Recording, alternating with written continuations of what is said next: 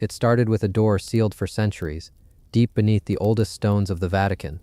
No one knew why it was built, or why it was never meant to open. But then, one quiet morning, it did. And what they found beyond wasn't just history, it was something stranger. A hidden world of forgotten sketches, missing bones, windows that follow the moon. In this journey, we're not just visiting sacred halls or ancient libraries, we're stepping into the places time tried to bury, where paintings fade on purpose, and music plays when no one is there. If you enjoy unraveling mysteries in the quiet dark and drifting off to stories the world forgot, subscribe now. There's a lot still hidden, and we're just getting started. Leonardo's Forgotten Journal. The journal wasn't found by accident. It wasn't stumbled upon by a careless worker, buried in dust beneath a forgotten shelf. It was hidden carefully, deliberately, in a narrow crevice behind stone shelving inside a lesser-known archive chamber deep within the Vatican. They said the room hadn't been opened in over a century. The air was dry, still, untouched by modern light. The monks who managed the archive weren't even aware the wall was hollow behind the shelving. And yet once it was removed after a quiet inspection for structural decay, there it was, a wooden box, ancient and cracked. No ornamentation, no markings, just a single seal, not papal, not Roman, but a tiny sketch, barely visible, of a flying man. It was Da Vinci's symbol, not his famous mirrored handwriting, not even one of his mechanical drawings, just a simple etching he had once used when signing private letters. It wasn't meant for history, it was meant for a single person. Inside the box were pages, tightly packed, written in a familiar but faintly different hand. Not Leonardo's, but someone close to him, someone who studied under him, followed him, and preserved what the master didn't dare publish. Historians believe it was Gian Giacomo Caprotti, often called Salai, Leonardo's longtime companion and student, but the writing didn't match his exactly either. Some scholars now suggest a second, more secret student, someone unnamed, a silent observer of Da Vinci's final years in France. The pages were extraordinary. They weren't like the notebooks we know, the Codex Leicester, the Codex Atlantics. These weren't scientific experiments or mechanical observations. They weren't anatomy studies or city planning designs. They were something else entirely. Dreams, sketches of machines he never built, descriptions of lights in the sky he could never explain, ideas he called impossible truths. One entry mentioned a structure buried beneath water, so old, he said, it predated the flood. Another referenced the movement of shadows inside the dome of Florence Cathedral, shadows that didn't follow the sun. One page, strangely described a meeting with a man who spoke no Latin, but knew the names of stars not yet named. Leonardo had written that entry in red ink. Only that one. And then no explanation followed. There were drawings of pyramids, Egyptian, yes, but also ones not matching anything ever discovered. One in particular had stairs that wound inward instead of upward, leading into the earth rather than into the sky. He wrote beside it, "Not all pyramids seek the sun, some seek the silence." The Vatican scholars debated for months whether to make the journal public. They feared ridicule. More importantly, they feared questions, because some of the drawings matched ancient artifacts stored in the Vatican's restricted Egyptian wing, objects never displayed. One of those objects, a curved piece of stone with intricate grooves, had once been thought ornamental, but a drawing in the journal matched it exactly, down to the cracks, and labeled it amplificatore. In modern Italian, amplifier. Amplifier of what? Sound? Light? Energy? The journal doesn't say. Leonardo only wrote that it was never to be used again, and yet he'd drawn a version of it, updated, modified with copper threads woven through its grooves. That drawing was dated the year before his death, and below it, written in faint handwriting not his own, "Master feared this one most, said it speaks even when silent." The journal was returned to its box, preserved in climate-controlled storage. A digital scan was made, but access is restricted. Only a few have read it, cover to cover. The Vatican hasn't spoken publicly about it. No press release, no announcement. But those who've read it say one thing over and over again. It doesn't feel like a collection of ideas. It feels like a warning. And now, after centuries in hiding, it waits. The mummies of the Holy City. The Vatican is not often associated with Egypt. The name alone brings to mind Renaissance paintings, papal archives, marble floors echoing with solemn footsteps. But beneath all of that, beneath the galleries and museums the public sees, there is a much older collection, one rarely discussed, and almost never displayed. It's not fiction. There really is an Egyptian wing inside the Vatican. Formally, it's part of the Gregorian Egyptian Museum, established in the early 1800s under Pope Gregory XVI. But there are pieces here that were never part of any public exhibit, not catalogued in museum brochures, not shown to visiting scholars, no placards, no translations. These were the artifacts considered too fragile or too strange. Most people don't know that the Vatican possesses over a dozen mummies. Some are in remarkable condition, skin like dried leather, hair still visible beneath cloth wrappings. A few have names: pharaohs, priests, women of high status, but others, they don't match any known burial style. One in particular is housed in a temperature-controlled vault. It's not Egyptian linen that wraps the body. It's a type of cloth that resembles linen, but under microscopic examination reveals tightly woven metallic fibers. No known burial custom has ever used that. The face is obscured by a strange mask, not gold like Tutankhamun's but dark green, almost stone-like, and fused to the skull. It was never placed on public display. The few who have seen it say the facial structure underneath doesn't quite match human anatomy. The limbs are slightly longer, the fingers unnaturally thin.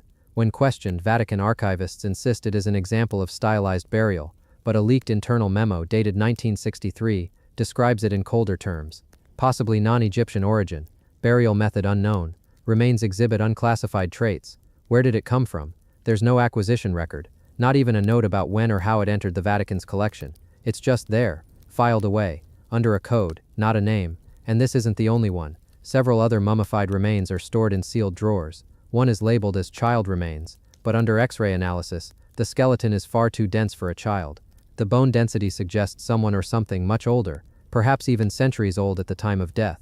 Another body is covered in strange circular carvings, not tattoos, not painted symbols, actual carvings etched directly into the skin while still alive, some form of ritual, a punishment, or a mark left behind by those who buried it. There's one case that Vatican researchers won't even open anymore, not because it's dangerous, there's no radiation, no toxins, but because of what happened the last time they did. According to unofficial reports, when the glass seal was broken, a strange scent filled the room, not the usual must of age and dust, something metallic, sharp, almost electric, and then the lights flickered. For a full 12 seconds, every bulb in that lower wing dimmed and surged. No explanation has ever been given. The incident was quietly logged and the chamber resealed. The mummy inside hasn't been touched since. Only a faded tag remains beside it, handwritten in Latin, "Not of this place." None of these mummies are on public view. Visitors to the Vatican museums will never see them. Tourists walk by the entrance to the Egyptian wing without realizing what's stored just beyond the barriers. A silent row of forgotten dead, some from Egypt, others perhaps not. There are rumors, quiet ones, that the mummies weren't found in Egypt at all, that some were recovered from excavation sites in southern Italy, buried in stone tombs that predate Roman conquest. Others may have come from under the Vatican itself, discovered during renovations in the 1940s and 50s when the city was being reinforced after the war. No records confirm these theories, but no records disprove them either. And so the bodies rest, wrapped in mystery, labeled in secrecy, stored in a place of faith, yet surrounded by questions that challenge everything the Vatican stands for. They say silence is sacred, but here in these cold chambers beneath the city of God, it's also unsettling. Silent saints beneath the streets. The streets of Vatican City shimmer in daylight, filled with tourists, cameras, sunlight bouncing off marble statues. But beneath all this movement, far below the surface, there's a silence that doesn't belong to the modern world. Few people think about what lies underneath. Tunnels, corridors, tombs. Centuries ago, long before the Renaissance, long before St. Peter's Basilica touched the clouds, there were only graves here, carved into the earth, narrow and uneven, dug by hand, dug in fear. These were the catacombs of the early Christians. Not grand mausoleums, not open places of worship. These were secret sanctuaries, underground cemeteries, carved out of the soft tufa stone, layer after layer beneath what would become the holy capital of Catholicism. It wasn't just a place to bury the dead, it was a place to hide the living. In the first few centuries after Christ, Rome was a dangerous place to believe. Christianity was not welcome, and so believers went underground, literally, beneath the villas and roads, down into darkness, carrying their prayers into hidden chapels carved from rock. Here they gathered in candlelight, they whispered their gospel, they left symbols, carvings of fish, loaves of bread, anchors, symbols they hoped would outlive them. Some of these spaces remain untouched, closed off for safety, forgotten by time, but others are still accessible, barely, tight winding halls where only one person can walk at a time. The air changes the deeper you go, thicker, colder, and laced with a kind of stillness that's hard to explain. It's not just history down here, it's something more than that, because some of the tombs don't look finished, some corridors don't end, they just disappear into the rock, as though the digging stopped mid-motion, as if whoever was carving left in a hurry. Archaeologists have found strange etchings on some walls. Not Latin, not Greek, a language no one has yet translated, just rows of looping symbols, carved deeply and precisely, in corners where no inscriptions should have been. And then there are the sealed vaults, small rooms bricked over in ancient times, without any record of who or what was placed inside. One in particular, discovered in the 1940s, had no entrance, no doorway, just a solid stone wall, but X-ray imaging revealed something eerie inside. Several figures, standing upright, not lying in burial, just standing, facing the wall. They haven't opened it. Some say they shouldn't. In another chamber, the bones of a dozen early saints lie in niches, some marked, some anonymous. But what's strange is the preservation. The bones aren't fossilized, yet show almost no signs of decay. One even had remnants of cloth around it, intact fabric thousands of years old. There are whispered stories among certain Vatican staff, of sounds echoing through the tunnels at night, of motion detectors going off when no one is present, and of inscriptions that seem to change slightly over time, faint lines appearing where there were none before. Some of this is superstition, but some of it has been logged, documented, and then, quietly removed from the record. There is one final room, hidden behind a false wall, known only to a handful of historians. It contains a single tomb, unmarked, heavy with dust, and at its base, carved into the floor in almost perfect circles, are the words, "For those who walk below and never return." No one knows who carved it, or when, only that the phrase predates the construction of the Vatican itself. The silent saints beneath the streets remain undisturbed, not because the church has forgotten them, but perhaps because it remembers too well. And down there, in that silence, history still breathes. The lost pages of the first Bible, high above the marble floors of the Vatican Library, past security doors and vaulted ceilings. There is a room that few are allowed to enter. Inside, resting behind layers of temperature-controlled glass, lies a book that predates almost every version of the Bible the world has ever known. The Codex Vaticanus. Not just a manuscript, not just an artifact, but a whisper from a time when Christianity was still defining itself, when scrolls turned to books and ancient voices tried to capture the divine in ink and parchment. The Codex was written more than 1,600 years ago, somewhere around the 4th century. Its pages are made from fine vellum calfskin, stretched thin and carefully prepared. Every line of Greek uncial script flows in perfect columns, penned by scribes whose names have been lost to time. No punctuation, no spaces, just flowing words, word after word, page after page. It is said that this Bible may have been among the very first attempts to compile the full Christian canon into a single volume. Old Testament, New Testament, one unified whole. But it's not complete. Dozens of pages are gone, vanished, and no one knows when or why. The surviving parts of the Codex are extraordinary. The Gospels, the Psalms, the Acts, the Epistles. But then somewhere near the end, it just stops. No book of Revelation, no formal conclusion, just a quiet ending in the middle of an otherwise carefully constructed story. There are theories, of course. Some say the missing pages were lost to time, damaged or decayed. Others suggest they were deliberately removed, perhaps because they contained content that didn't align with the doctrines later embraced by the Church. Then there's the most whispered theory of all, that the missing pages weren't destroyed, but hidden, tucked away somewhere in the labyrinth of Vatican archives, or spirited off to private collections, or placed in sealed vaults because their words held ideas that could unravel centuries of belief. The Vatican has never officially commented. They acknowledge the missing sections, but do not speculate. Some scholars who have studied the Codex closely noticed strange details, tiny marginal notes that seem to reference other, now lost passages, scriptural cross-references that don't line up with any existing books. And once, a scholar in the early 1900s reported seeing a page fragment tucked inside the Codex's back binding, a slip of parchment bearing verses not found in any modern Bible. That fragment was never seen again, but its description remains in a handwritten journal now kept in the library's restricted section. Even more strangely, the Codex's script changes slightly halfway through, as if a new scribe took over. But the second scribe didn't just copy, they corrected, modified. There are places where words have been scraped off and rewritten, not many, but enough to raise questions. What was the original scribe trying to say, and what was changed? Could these edits hold clues to what the missing pages once said? In 2005, a digital scan of the Codex was completed. Scholars around the world gained access for the first time, but in reviewing the scans, some noticed subtle differences from earlier descriptions. Things that were once visible now appeared faint or missing altogether. Were they errors in scanning, or had the Codex changed again? A strange pattern seems to emerge the longer you study it. The deeper you look, the more gaps you find. Questions in the margins, ink that fades where it should not, references to books that don't exist anymore, or perhaps never did.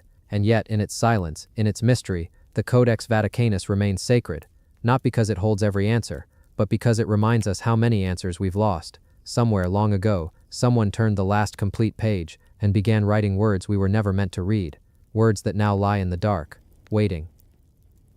The scrolls that time forgot. Somewhere beneath the stone corridors of the Vatican, in a room few will ever enter, lie shelves older than most countries, wooden, worn, and barely touched by time. Upon them are scrolls, thousands of them, bound in leather, wrapped in linen, rolled tightly into careful bundles, and sealed with wax that's long since dried and cracked. They don't look like much at first glance, no flashy gold, no gemstone binding, just old ink, old words, and quiet dust. But among them are stories the world forgot, or perhaps stories the world was told to forget. Not every scroll in the Vatican's secret archives is a relic of power.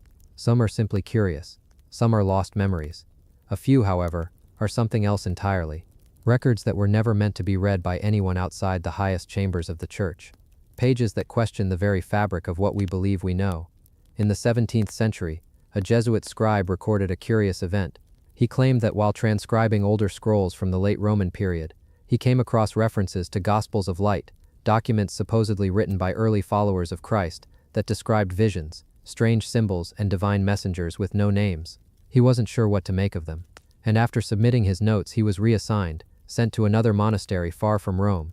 His transcription disappeared. No known copy remains.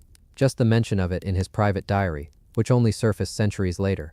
Then there's the letter from Pope Celestine III, written in 1198. A cryptic line refers to a dark star, unseen by most, yet casting its shadow over Rome. The original copy is sealed away, but scholars know it exists thanks to a facsimile made in the early 1900s by a visiting historian. He wasn't allowed to publish it, but he noted that the passage was unlike anything he had ever encountered in church documents. The tone wasn't theological, it was fearful. Another scroll, catalogued simply as Liber Ignis, the Book of Fire, was listed in the archives in 1874. 2 years later it vanished. No damage was reported, no theft, it was simply gone. Rumors say it contained records of rituals conducted in the catacombs beneath Rome during the 14th century. Others claim it included accounts of visions had by monks, visions of skies opening, and ancient voices speaking in tongues no longer understood. But since the scroll is missing, all we have are second-hand whispers.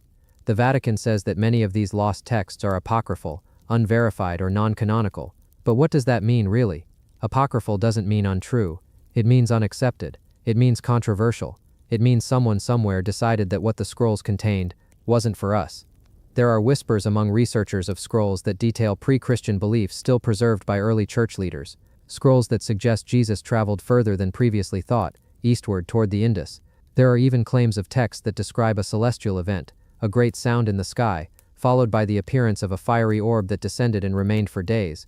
No name is attached to this sighting, no explanation. The scrolls just refer to it as the arrival. Whether symbolic or literal, we don't know. And then, of course, there are the gaps. Entire collections noted in early catalogs that no longer exist. Scrolls referenced by scholars centuries ago, whose titles show up in marginal notes but not in the archive itself. There's a scroll marked only by its seal, a key crossed with a torch. No title, no author. The seal dates it to the early 1500s. It's one of the only scrolls kept in a temperature-controlled vault within the vault. Very few people have ever laid eyes on it. Why? Why the secrecy? The Vatican claims it's about preservation. Some materials are simply too fragile, others too incomplete to be useful, but that doesn't explain why they're sealed, why the metadata around them is encrypted, why visiting scholars, even with the highest clearance, are told politely but firmly not to ask about certain collections. There's something strangely human about that. The desire to protect what we don't fully understand. The fear that truth, raw, unfiltered, and unapproved, might be too disruptive, might challenge what we've built. So we seal it away. We let it gather dust, and eventually we forget it was ever there. Yet these scrolls still exist. Even now they sit in silence, bound in centuries-old twine, stored away behind layers of protocol and permission, waiting. Some of them haven't been touched in over 300 years. Others have been read but never discussed. Their contents filed into memory, then quietly returned to darkness. Imagine walking into that room, the air cold, the light dim, row after row of shelves, each filled with secrets that were never meant for the daylight. You pick up a scroll gently as if disturbing a sleeping animal. You unroll it slowly. The ink is faded but legible. It begins with a name you don't recognize. It references a place you've never heard of. It describes a ritual, Simple, quiet, meant to call upon something older than scripture itself. You don't know what it means, but you feel deep down that you were never meant to see this. And yet, here it is. You replace the scroll. You leave the room, but the memory stays.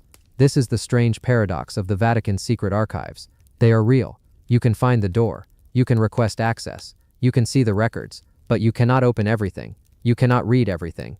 And you most certainly cannot share everything. Not yet, because there are still scrolls that time forgot. Scrolls that remember stories we've stopped telling. Stories that might change how we see the past, or ourselves. But for now, they remain asleep. Hidden beneath stone, behind seals, under layers of time and silence, waiting for the moment someone, somewhere, finally asks the right question, and listens for the answer buried in the old ink. So if tonight, as you drift to sleep, you feel a tug of curiosity deep in your chest, that quiet ache to know what was never meant to be known, let it be gentle. Let it guide you, not wake you, for the scrolls are still there, and someday their secrets may find you, when the time is right, when the stars align, and when silence gives way to the oldest voice of all, truth. The underground city of the dead. There is a silence beneath the heart of Vatican City. Far below the ornate floors of St. Peter's Basilica, under the golden dome and the polished altars, there is a place few speak of, a place older than the church itself. Before the bells rang, before the statues stood tall, before the saints were canonized, there were tombs, layers of them, tunnels and chambers where the dead were laid to rest, and where the living once whispered prayers in the shadows. They call it the Vatican necropolis. Not a crypt, not a basement, but a true underground city, buried beneath centuries of construction, lost beneath the weight of history, preserved in a strange stillness, as if time itself had curled up and gone to sleep down there. It's easy to miss when you're walking through St. Peter's, marble shining, sunlight pouring through the windows. You'd never know that beneath your feet is a maze of ancient corridors, narrow alleys, and forgotten rooms, a whole world hidden just beyond the reach of light. The necropolis dates back nearly 2,000 years, a time when Rome was still an empire, and Christianity was still a whisper.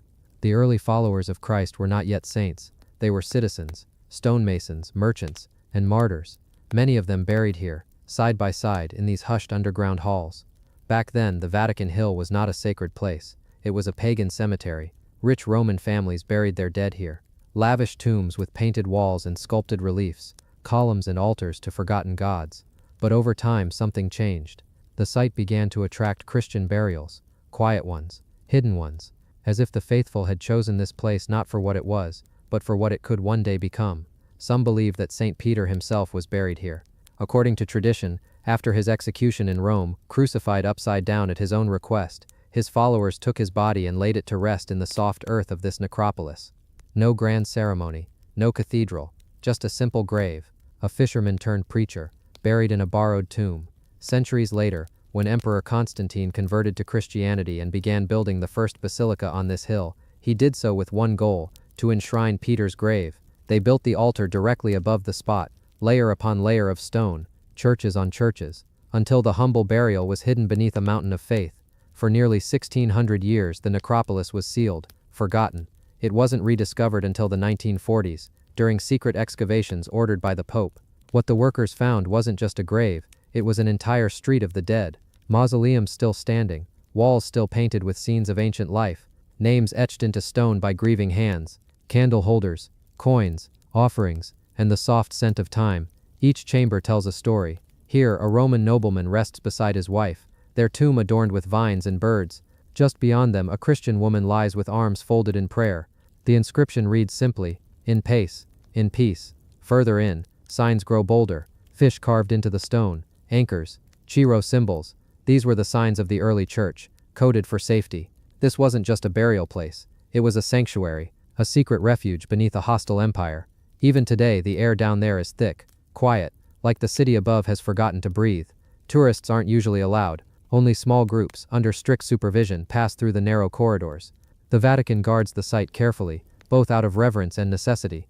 The structures are fragile, the temperature is controlled, light is limited. Too much attention would cause it to fade, and perhaps that's how it should be. Some places are meant to be whispered about, not shouted. Some stories are written in the dust between footsteps, in the slow drip of centuries, in the hush that follows a prayer. The necropolis is not a museum. It is not a ruin. It is something more delicate, more alive. In one chamber, archaeologists found the so-called Trophy of Gaius, a simple shrine built in the 2nd century. Small bones were discovered nearby, deep in the earth. Fragments. Ancient. Tests suggested they belonged to a robust man in his 60s, dating back to the time of Peter. Were they his? The Vatican has never confirmed it, but the bones now rest in a clear case beneath the high altar, as close as anyone might get to the foundation of their faith. The path through the necropolis is dim, the ceilings low, in places you must crouch, the walls close in, like time itself leaning down to speak. There are alcoves where you can still see soot on the ceilings from oil lamps, graffiti scratched in Latin, prayers from the desperate, names you'll never read again. This city of the dead has no map, no clear direction. You don't walk through it, you drift. Slowly, like water moving through forgotten stone. The silence wraps around you like a cloak. Every echo feels older than the last. There is no wind, no birds, just your own footsteps, soft, careful, and somewhere behind a wall, a saint may be sleeping, waiting. The deeper you go, the more it feels like the living world is slipping away. The basilica above becomes a dream. The chants, the choirs, the bright golden mosaics, distant. Down here, faith is quieter. It is not preached, it is felt, in stone and dust, in shadows and bones, in the spaces left between the names. And when you finally emerge, when the door closes behind you and you step back into the sunlight, you carry something with you, something heavy, not a burden, but a weight, the kind that lingers in your breath, the kind that humbles you, the kind that reminds you how many footsteps came before yours, and how many more still echo, beneath the floor. Michelangelo's hidden hideout, beneath the vast and echoing splendor of St. Peter's Basilica, down a corridor that most have never walked, behind a door that once stayed locked for centuries, there lies a room, small, shadowed, forgotten, a space carved not for worship but for retreat, not for grandeur but for hiding. This is where Michelangelo disappeared, alone, exiled, and in secret. The year was 1530. Rome was in chaos, power was shifting, and Michelangelo Buonarroti, sculptor of David, painter of the Sistine Chapel, was no longer just an artist. He had become a target. His support for the Florentine Republic, which stood against papal control, had made him a political enemy. When the Medici returned to power, his life was in danger. He vanished from public view, and for months, no one knew where he had gone. He was here, beneath the marble floors, beneath the basilica that would later house some of his greatest works. In this hidden room, barely tall enough to stand in fully, dimly lit by flickering candlelight, Michelangelo stayed hidden, alone with his thoughts, with fear, with time, and with chalk. The walls around him became his canvas. He couldn't sculpt here. There was no marble, no studio, but his hands needed to move. His mind needed to create. So he drew, with bits of charcoal, with pieces of red chalk, with whatever he had, onto the walls, onto the stone, onto time itself. Even in exile, his genius would not sleep. You can still see the drawings. They are faint now, softened by centuries, but they are unmistakable. A face that resembles the Christ of the Last Judgment. A hunched figure sketched in profile, anatomical studies, expressions, the silent workings of a mind that could never be still. There's a sadness in the lines, a heaviness in the strokes. These weren't grand commissions. They weren't meant to be seen. These were the private moments of a man who once carved gods from stone, and now reduced to silence, etched his thoughts in a hidden cave. The floor was dirt, the air was damp. He may have slept on a straw mat or a simple bench, day after day, surrounded by nothing but stone and fear, waiting for word from the world above, hoping not to be forgotten, hoping to survive. How long he stayed here is not exactly known. Some say weeks, others believe it was several months. But when Michelangelo emerged again, it was as if a new fire had been lit. He went on to complete the Last Judgment, to sculpt the Pietà Rondinini, to leave behind works that would outlive him by centuries. And yet, this little room beneath the Vatican was never mentioned in his letters, never described in any journal. It stayed hidden for nearly 500 years. Only in 1975, during routine excavations beneath the basilica, was the room discovered, sealed, quiet, still waiting. The walls spoke, not with words, but with sketches, with memories, with the imprint of a genius who had once vanished into the dark. Today, the room is rarely shown. Access is limited, protected, and maybe that's right, because this wasn't a studio, it wasn't a chapel, it was something more human, a shelter, a whisper, a confession written in chalk. When you look at the sketches, you're not seeing a masterpiece, you're seeing a man, a soul in hiding, a mind in motion, a hand that never stopped creating, even when the world had turned against him. In the quiet of that small underground space, beneath the grandeur of St. Peter's dome, Michelangelo's ghost still draws, still watches, still waits, still waits. Letters from the Edge of Faith, in a quiet drawer tucked away beneath centuries of dust and silence. A stack of papers lay undisturbed. Their ink had faded, their edges had browned, but their words still pulsed like a heartbeat beneath old skin. These were no ordinary notes, no idle scribbles. They were the personal letters of Galileo Galilei, written not for the world but for himself, and for a God he both feared and questioned.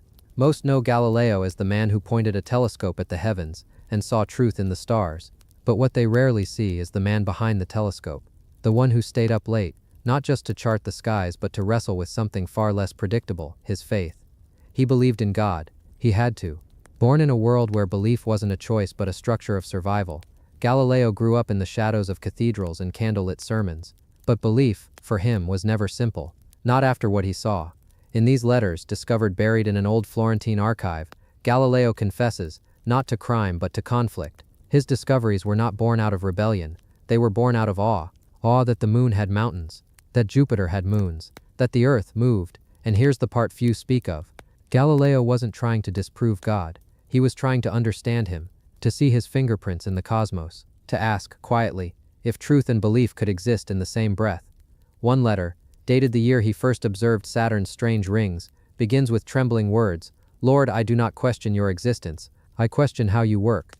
In another, after being warned to stay silent, he writes, "They ask me to unsee what I have seen, but how does one unring the bell of truth?"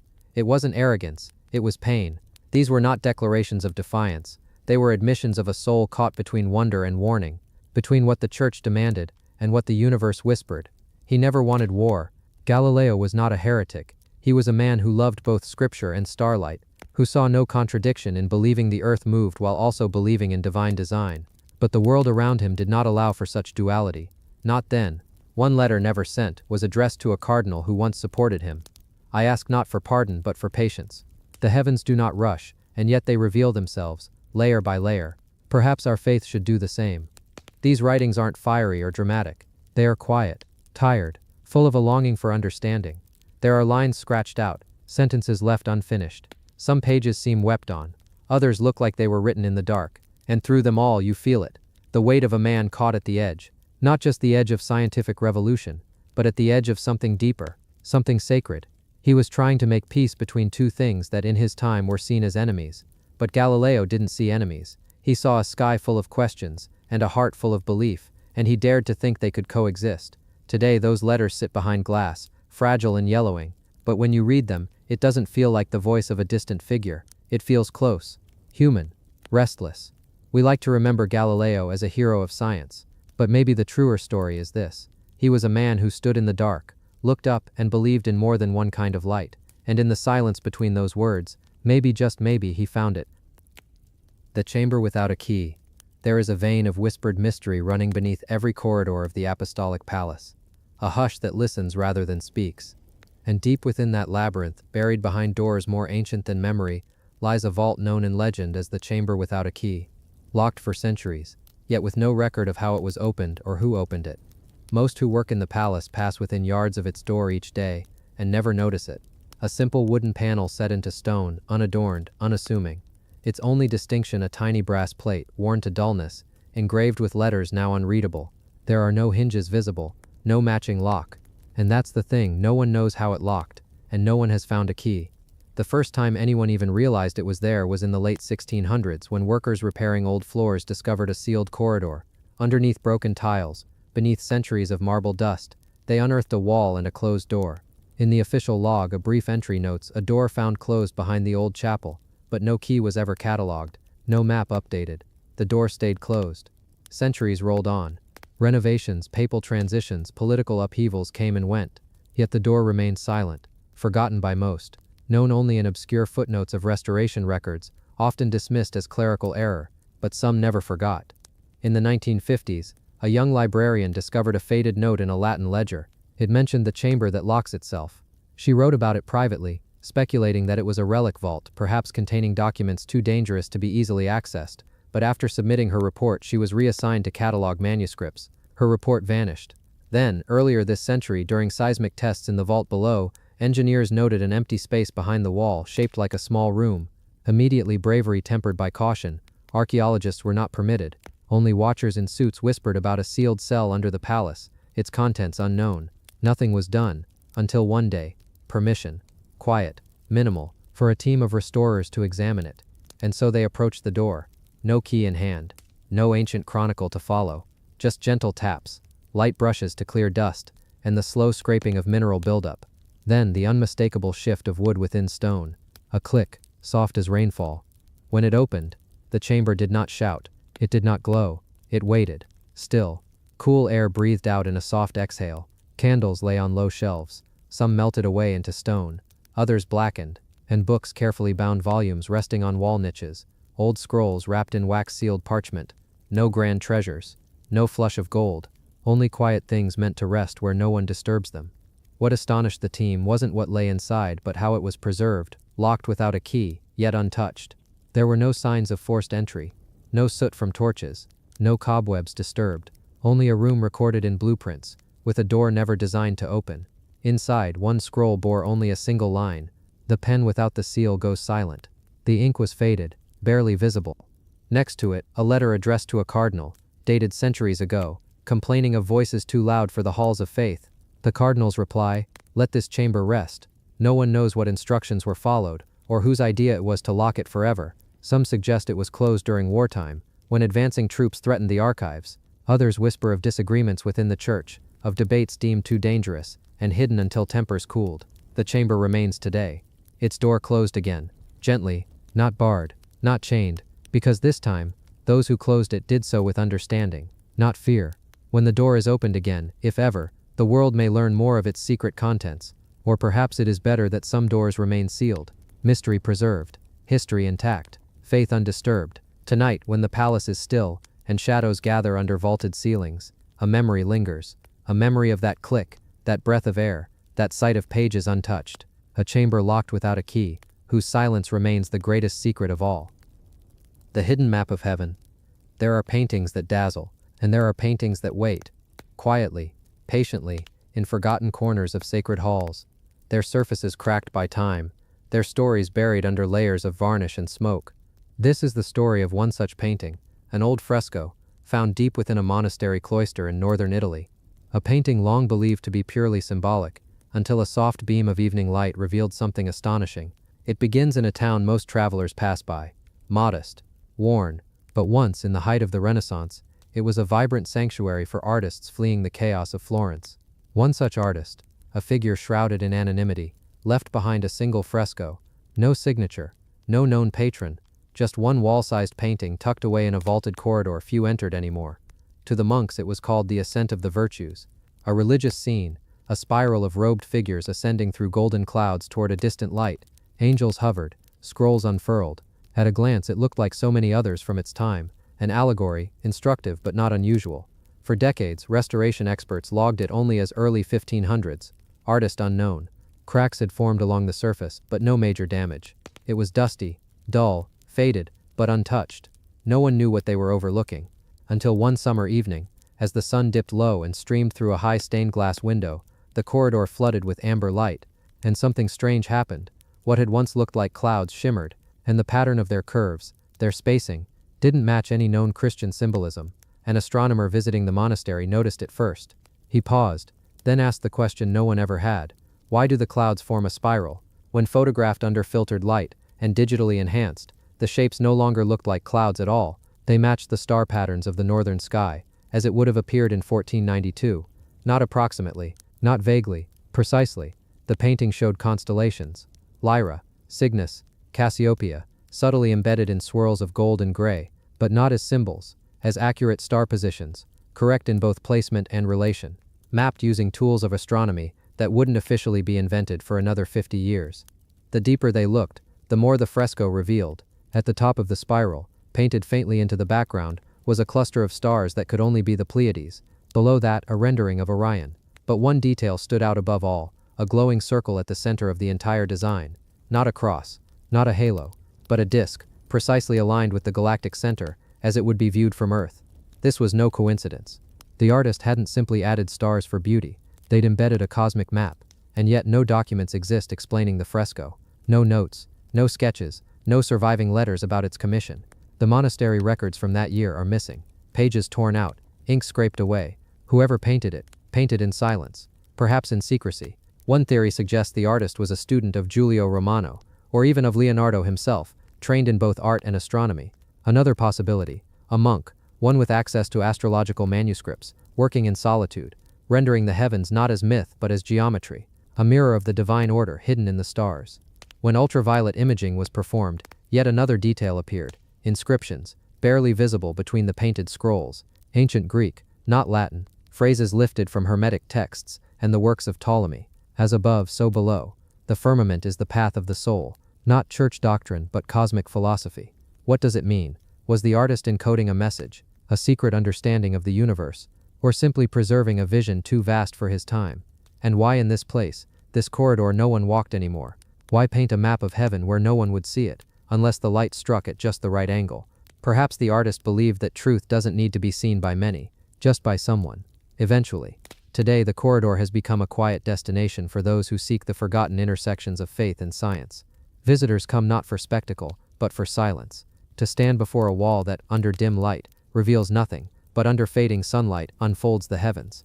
If you wait long enough, as the evening nears and the wind quiets, the patterns begin to return. Not suddenly, not brightly, but slowly, as though the painting were waking, and in that slow unfolding there's a feeling that maybe the artist wasn't only showing the stars, maybe they were trying to say something more, that heaven isn't only up, it's around us, patterned into the very sky, waiting quietly to be seen.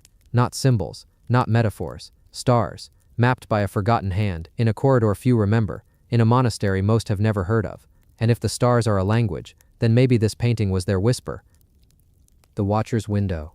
They say every masterpiece hides its own secrets.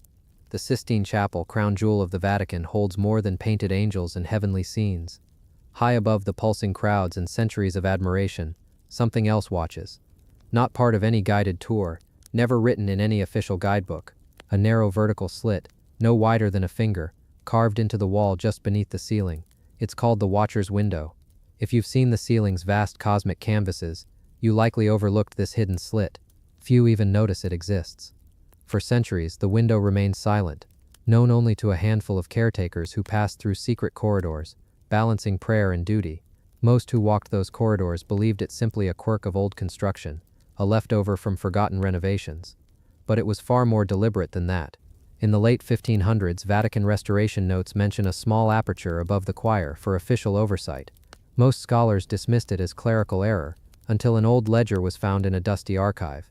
It referred to a stone eye placed to observe but not to be seen. It spoke of an observer, appointed, equipped, and sworn to secrecy. In the 1800s, during restoration, one of those observers entered the cramped space behind the window. He described it later in a water-stained diary, now hidden from public view. Inside he found a small flat bench carved directly into the wall. No room to stand upright, only enough to kneel or crouch. In front of him, the slim vertical opening like a watchtower slit. On the floor, an iron ring affixed into the stone, perhaps to secure a lamp or chain. And on the ledge, faint scratch marks, almost like someone had gripped it for years, watching, breathing slowly, living in stillness. The observer's notes mention that at dawn a single ray of light passed through and aligned perfectly with the window, painting a line on the floor directly in front of the altar. No one noticed, but the watcher saw. Perhaps they timed their visits precisely, moments when prayer, decision, and divine presence came together. What would you do with such a view? Witness the secretive hush of a conclave, the hush of bishops gathering before Mass, watchings of rituals, choices made in silence, decisions that shaped the course of history. We do not know who the watcher was. A trusted papal guardian? An observant monk? Maybe a secret society within the sacred walls, one tasked with ensuring no impure doctrine seeped into those frescoed heavens. Maybe no one remembers because records were intentionally purged. As modern restoration began in the 20th century, scanners detected that the wall behind the window was a single solid block, not accessible, not hollow. After decades of study, the Vatican sealed the slit, quietly, without explanation. In effect, they said, the Watcher's Window remains, but only as a relic. It begs questions. Was it ever used again? Is someone still appointed? Or is the Watcher gone, but the window left as a reminder? Late at night, if you're ever in the cloistered halls above the Sistine Chapel, listen closely. You can almost hear a breath, a faint presence, echoes of a person perched just above the masses, balancing solemn obligation in deep silence. In that narrow stone slit, someone witnessed faith in motion and never revealed it, and the Watcher's Window still dreams of who once looked through it. The bell that rang without sound. In a quiet corridor of the Vatican Museum, far from the main exhibits, rests a strange bronze bell darkened by time, its rim smooth, its surface barely catching the light. Most pass it without a second glance. No plaque tells its full story. just a small Latin inscription, and a date no one can confirm. But those who know, stop and stare. This is no ordinary bell. Its clapper is missing. No rope dangles. No mechanism invites ringing. And yet legend insists it used to toll, not by touch, not by hand, but during storms, without being struck. The story begins in the 1400s, when the bell was said to be recovered from the ruins of an ancient monastery near the northern edge of Rome. Monks there claimed it came from the east, possibly brought by travelers escaping persecution or seeking refuge from falling empires. The bell was forged from an unusual alloy, bronze, yes, but with trace elements rarely seen in bells of the era. Nickel, zinc, a mineral the monks simply referred to as the whisper metal. No one knew where it came from, but the bell had weight, presence, and something else. Monks who lived near it described hearing faint ringing in the middle of the night, not loud, just a shimmer in the air, like a chime from across a valley, but always before lightning, always before a storm. When wind shifted, when clouds gathered, the bell would ring without movement, without cause. They called it the storm warden. At first the sound was seen as divine warning, a gift, a signal, but as years passed it became something darker, because every time it rang something else happened too. Crops would wither, paintings would peel, walls would crack. A strange pressure filled the air when the bell chimed, like the monastery was holding its breath. Eventually the monks sealed it in a chamber underground, buried under prayer and stone, forgotten, until the Renaissance. A young Vatican historian named Matteo Carini, obsessed with unusual relics, stumbled across references to the buried bell. He followed whispers, copied cryptic diagrams from forgotten scrolls, and in 1534 convinced the church to retrieve it. His report says they dug through layers of rock, soot, and ancient ash. When they reached the bell, it was untouched. No rust, no dust. It sat as if waiting. Carini had it transported to the Vatican, carefully, silently. He wrote that on the night it arrived, Rome saw the longest thunderstorm in a decade. No lightning struck the city. No buildings were damaged. But the bell rang, just once. No one was near it. It simply hummed, and went still. Since then it has never rung again. But strange things follow it. The museum lights above it often flicker, though no faults are found. Visitors report a faint warmth when they pass, a low vibration. Some even claim they heard the echo of a chime, soft, sad, impossible. Modern scientists have examined the bell. They've run vibration tests, scanned the metal for signs of internal mechanisms. Nothing. Its body is dense, solid, and the clapper, gone, removed or perhaps never there. One researcher in the 1980s claimed the bell might operate on something called resonant frequency, that in the right pressure, the right atmosphere, even air could stir it into singing, but no one could replicate it. Others believe the bell doesn't respond to storms. It predicts them, feels them, a living barometer, an echo chamber of the Earth's breath. One theory even suggests it's not a bell at all, but a sensor, something ancient cultures built not to signal us, but to listen to thunder, to clouds, to tremors in the ground, a frequency translator for forces we've yet to understand. The Vatican, as always, has no comment. Today the bell sits behind thick glass, on a platform of black stone. Some nights the guards cover it, not because they're told to, but because they feel uneasy walking past it in silence. It doesn't move, it doesn't ring, but it feels, and in the heart of Rome where old gods and new saints share walls, the bell sleeps, waiting perhaps, for a storm worth remembering. The garden that shouldn't grow. There is a small courtyard within the walls of Vatican City that does not appear on most maps. No visitors are allowed inside.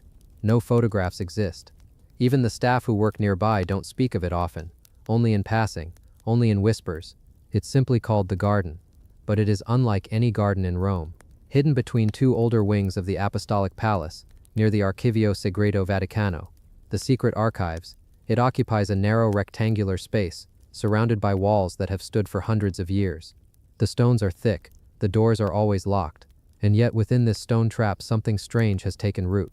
From above, if you could ever see it, it looks impossibly green, thick vines climbing the limestone, flowers blooming year-round, and at the center, a tree, its branches twisted upward, its leaves deep emerald, almost blue in some light. The garden flourishes in all seasons. But here's what makes it mysterious. There are no visible water sources, no pipes, no irrigation lines, no rain reaches the courtyard, thanks to the steep rooftops around it. The space is always shaded. There is no soil trucked in, no sunlight for more than a few hours each day. And yet the garden grows, not just survives, thrives. No one remembers when it was first planted. The earliest known mention comes from a faded handwritten note in the Vatican's horticultural records, dated 6. The entry refers to a garden without irrigation, sustained by providence alone. Even then, the gardener writing it didn't claim credit.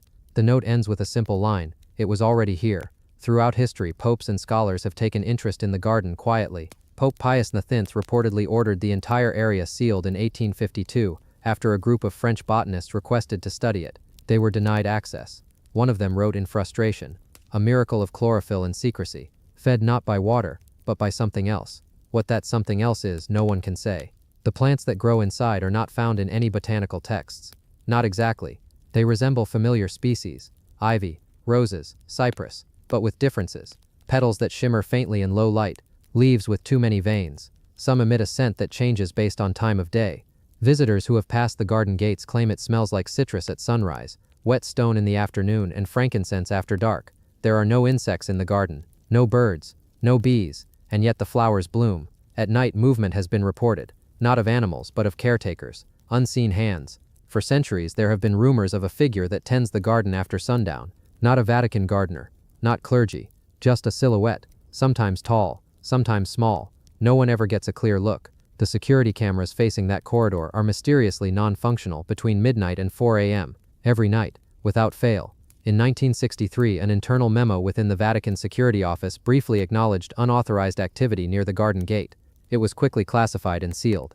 A visiting diplomat from Portugal, who glimpsed the garden while being escorted through a nearby hall, later wrote in his personal diary that the space felt older than the palace itself. He added, "I could not hear my footsteps there. The air did not move. The garden watched me." Others have described a feeling of calm, too calm, like the world goes quiet within those walls. No wind, no city sounds, just stillness, thick and perfect, like the space is out of time.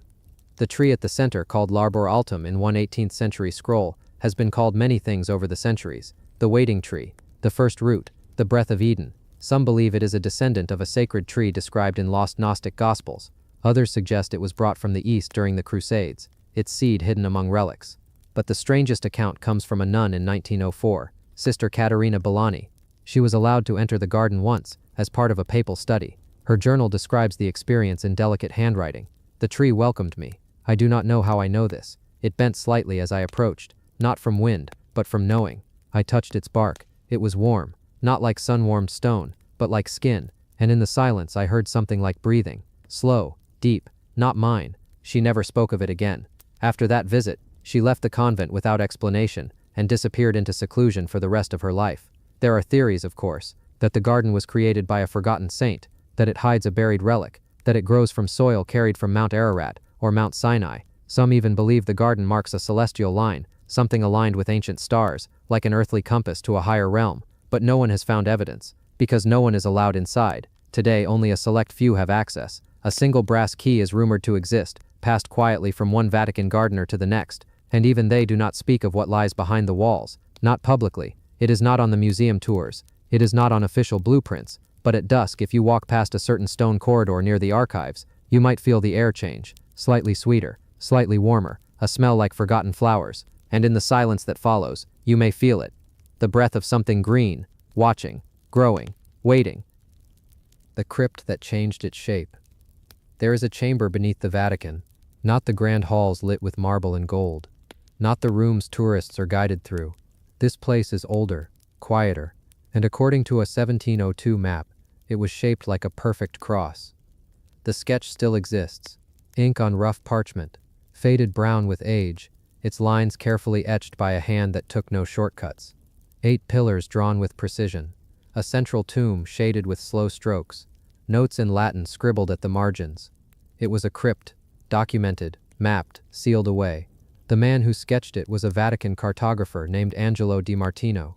He was tasked with surveying underground rooms after a partial collapse exposed a passage beneath the chapel of St. Lawrence. What he found, or thought he found, was an underground chamber shaped in a perfect cruciform, arms extending north, south, east, and west. Pillars lined the corridors. At the very center stood a tomb, surrounded by mosaics that, in his own words, did not match any known style of Christendom. And then, for 2 centuries, the records went silent. The drawing was filed, archived, and forgotten. Until 1893, when a small team of Vatican engineers, working on a restoration project, stumbled across the old records. Curious, they followed Martino's descriptions and found the entrance. The passage was still there, barely, but what waited at the end of it wasn't what Martino had drawn.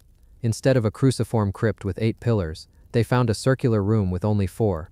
The tomb? Gone. The walls, bare. There were no mosaics, no inscriptions, just silence. Heavy, echoing silence. This is not a rumor, it's recorded in Vatican archival minutes from the 1893 project. The engineers were baffled. They checked the location, compared the drawings, even measured the walls. But there was no mistake. The room was in the right place, but it was the wrong room. Martino's 1702 drawing showed one reality. The 1893 records showed another. There are 3 common theories. The first is simple. Martino got it wrong. That in the flicker of torchlight and centuries-old dust, he saw a shape that wasn't there. That his mind, perhaps eager for symmetry and symbolism, filled in gaps. But there's a problem with that theory. Martino didn't work alone. His survey included measurements taken by 2 assistants, and their notes agree with his drawing. The second theory is darker. It claims the crypt was altered sometime between 1702 and 1893. That someone, perhaps even an order within the church, removed the tomb, filled the arms of the cross, and reshaped the chamber to match something else. But why? What was removed? And why no mention of such a major architectural project? The third theory is stranger. It suggests that the crypt shifted. There's a long-held belief among a few Vatican historians that the ground beneath the Apostolic Palace is not entirely stable, not geologically, but spatially. That there are rooms that appear and disappear, passages that open to nowhere. That the old catacombs don't just extend outward, but somehow inward, folding into spaces that don't always remain the same. Caretakers have spoken of stairs that once led to shrines, now ending in bare walls, of a staircase that spiraled downward one year, and the next was sealed in stone. These are just whispers, of course. Stories passed quietly between archivists who've worked in the Vatican's deeper levels for decades, but they sound eerily similar to what was discovered in the crypt. One modern-day researcher, who remains anonymous, was allowed to examine the chamber briefly in the early 2000s. He described it as cold, colder than the rest of the basement, he wrote, as if the room hadn't settled into the same time as the others. He noted that the walls were strangely smooth, lacking the chisel marks found elsewhere, and that when he whispered, the echo returned to him too fast, as if the room were smaller than it appeared. He wasn't permitted to return. Today that chamber is sealed again, access restricted. Not officially, of course. On paper it's just part of the maintenance level, but guards are posted near its entrance. Visitors are not allowed past a certain point. The corridor that once led there is now bricked over, but the 1702 drawing still exists. It's kept in a glass case in the Vatican's map archive, seldom displayed. If you compare it side by side with the 1893 reconstruction, the 2 images seem to argue with each other. Same location, same depth, different reality. What happened in those 901 years? Was the tomb removed to hide something? Was the room transformed? Or did the crypt reshape itself? It's a question with no answer. The Vatican has thousands of rooms. Hundreds are undocumented, some sealed, some lost. Over time, doors have been locked, passageways filled, staircases erased. But what if not all of them are lost because of human hands? What if some of them are slipping, not forgotten but shifting, not removed but transformed? And what if that crypt, the one Martino so carefully measured, still exists, just not exactly where we think it does? Perhaps it's still there. Perhaps tonight the room is shaped like a circle, and next year, it may be something else entirely, something waiting to be found, or something that never left. The book that erased its own words. There is a book in the Vatican Library that does not behave like other books. It is not large. It is not gilded. Its pages are ordinary parchment, aged and yellowed, but what sets it apart is not what it contains. It's what it no longer does. For years it was shelved like countless others, just another line in the endless catalog of old manuscripts. A quiet presence, tucked between volumes on astronomy and prayer. And yet sometime in the late 1800s, a scholar made a note in the margins of a catalog record. Ink, fading? No one paid much attention. Fading ink was common in books that old, but something strange began to happen over the next few decades. Page by page, line by line, the words weren't just fading, they were vanishing. Not smudging, not worn away, gone. Entire sentences disappeared into the fibers of the parchment, like breath lost in fog. By the mid-20th century, half the book was unreadable. No one had touched it. No water damage, no mold, nothing explainable, just silence, replacing scripture, doctrine, letters that once guided beliefs, now left no trace. Some believed the ink had been made with unstable compounds, perhaps iron gall, a mix of tannins and iron salts, known to fade with time, yes, but not like this, because other books written with the same formula, same century, same script remained perfectly legible. A handful of scientists were allowed to examine the manuscript under UV and infrared light. What they found was unsettling. The ink hadn't merely disappeared. It had soaked so deep into the page that it was now part of the parchment itself, absorbed, digested, faded beyond the spectrum of visible light, almost as if the book had decided to swallow its own words. And then came the stranger part. In a digital scan made just 10 years ago, technicians noticed something that hadn't been seen before: tiny impressions, indentations left behind by the pressure of a quill. Even where ink had vanished, the ghost of the writing still remained in the texture of the paper. Every line, every sentence, the memory of meaning still pressed into the page. It was almost as if the book wanted to forget, but couldn't. When Vatican archivists attempted to transcribe it again, something odd happened. Their eyes began to play tricks. Lines they swore weren't visible suddenly appeared, then faded again. Words they were certain they'd just read were no longer there, and even stranger, some words seemed to change. A verse referencing a saint's teaching once spoke of discipline. Now in that same place, a different scholar saw disappearance. The same letters, but rearranged. No one could agree on what they were seeing anymore, so the book was quietly removed from public viewing. It now sits in a climate-controlled room, scanned, protected, and carefully watched. They no longer allow direct contact, no gloved hands, no turning of pages, not because it's too delicate, but because in some way the manuscript seems to be alive, responding, reacting, and every year one more sentence fades. Some call it a chemical anomaly. Others whisper of a manuscript never meant to be read forever, a book that held truths for a time and chose to let them go. Whatever it once said, whatever message it held for the world, it is now vanishing into itself. The Vatican never published a full transcription. They said the book could not be copied, not fully, not accurately. Too many words were missing, too many meanings lost in the soft breath of time. But still, late at night researchers say you can hold the scan up to the light, and if the room is dark enough, quiet enough, you'll see the faint lines reappear. Not clearly, not for long, just a shadow of meaning, as if the book even now is whispering one final thing: forget me. The choir who never left. It always begins the same way. A soft swell of voices, distant, almost indistinct, floating from somewhere deep inside the stone walls of the basilica. Gentle harmonies, layered tones, the sound of human voices rising and falling, in perfect unity. Tourists pause in the corridors, unsure at first. They glance upward. They listen. The sound feels sacred, yes, but also strangely misplaced, because there is no choir scheduled. Not that day, not that hour, not even in that part of the building. And yet the singing continues. Visitors to this centuries-old basilica, tucked quietly within the Vatican's older quarters, report hearing it most often near the apse. Others say it drifts from the older, closed-off sacristy hallways. A few swear it emerges from behind sealed wooden doors, down passageways that no longer connect to anything. Security guards have heard it too, and priests, and once even a choir director, who confirmed the notes were not random. They followed a pattern, a real piece of music, but not one anyone could identify. Not Gregorian, not polyphonic, something in between. It wasn't just a melody, it was structured, harmonized, but with phrasing unfamiliar to even the most well-read musicologists. Ancient sounding, yet not archived anywhere, as if it had been composed in a forgotten chapter of musical history, or never written down at all. In the 1990s, the phenomenon became more widely noticed. A researcher conducting an acoustic study recorded ambient tones in the rear chapel. On playback, the faint sound of voices could be heard in the background. He returned again at night. More microphones, more silence, but again, voices. Female sopranos, male tenors, children's voices too. He was alone. He checked the corridors. Nothing. He contacted the basilica staff. No rehearsals, no ambient speakers, no music of any kind had been piped in, and yet he left with over 7 hours of recordings.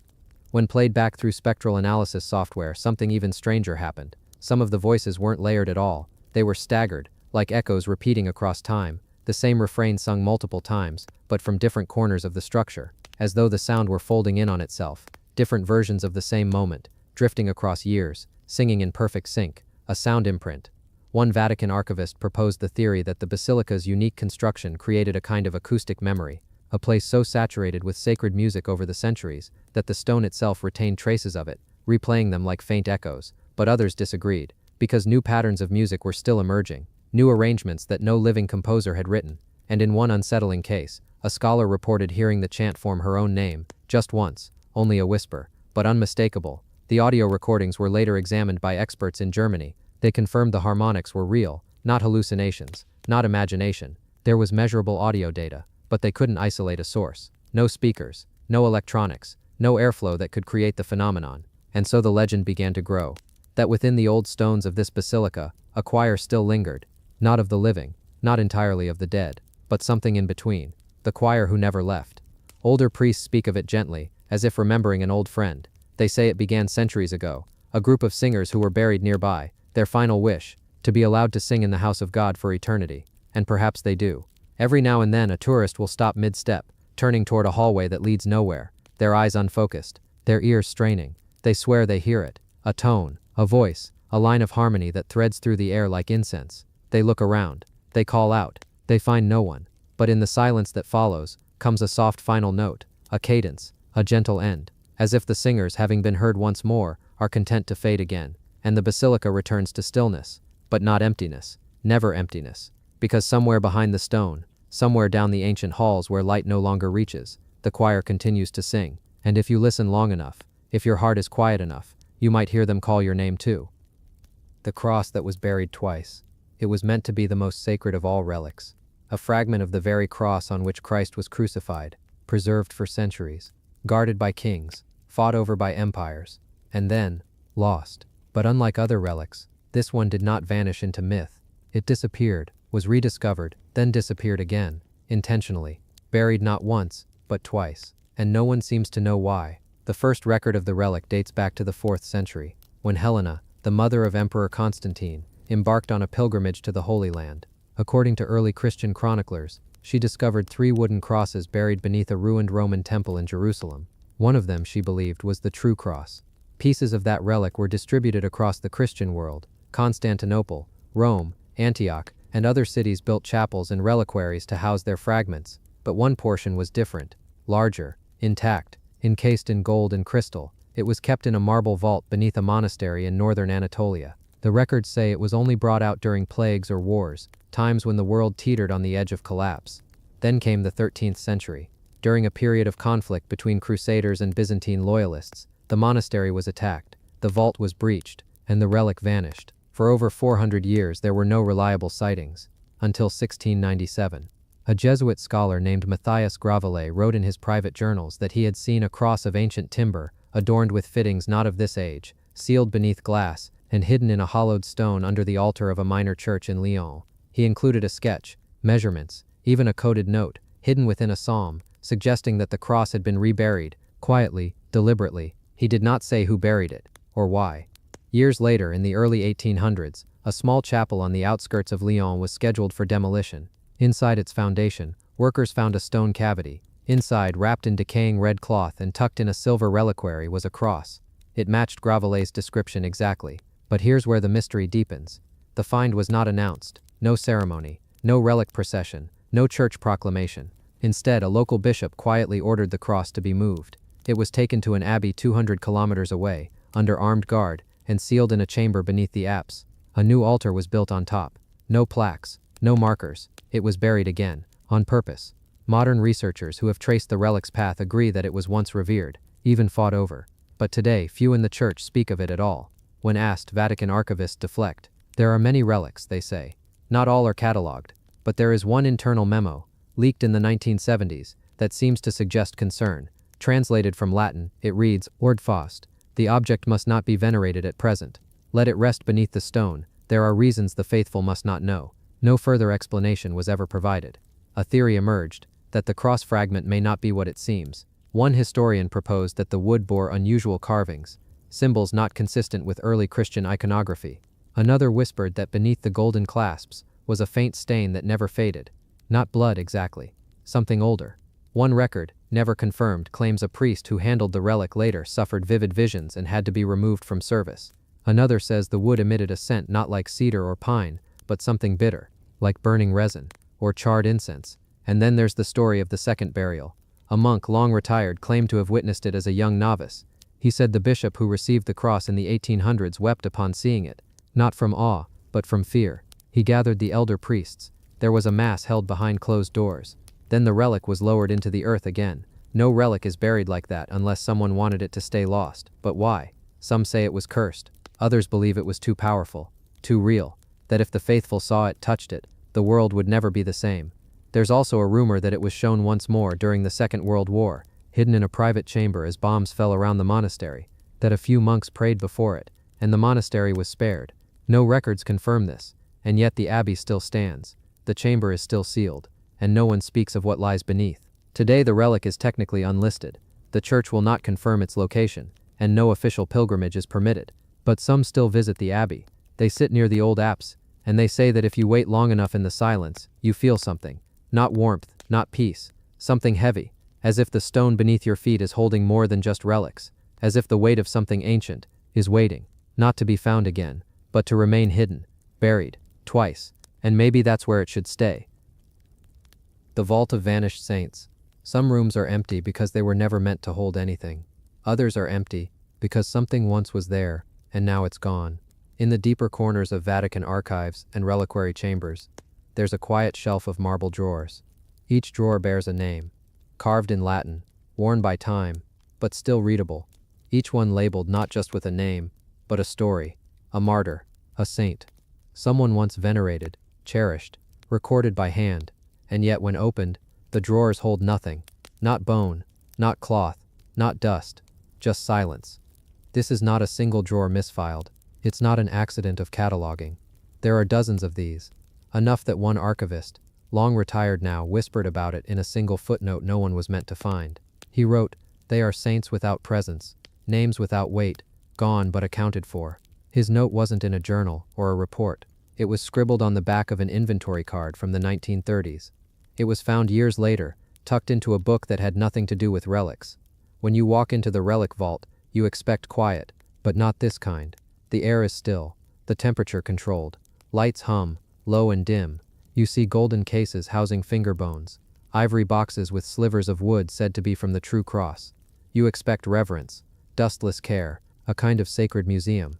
But off in one corner are the drawers that no one talks about anymore, each the size of a shoebox.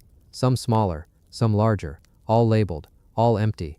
Saint Aurelius, gone. Saint Bellina, gone. Saint Marcus of the Old Way, gone.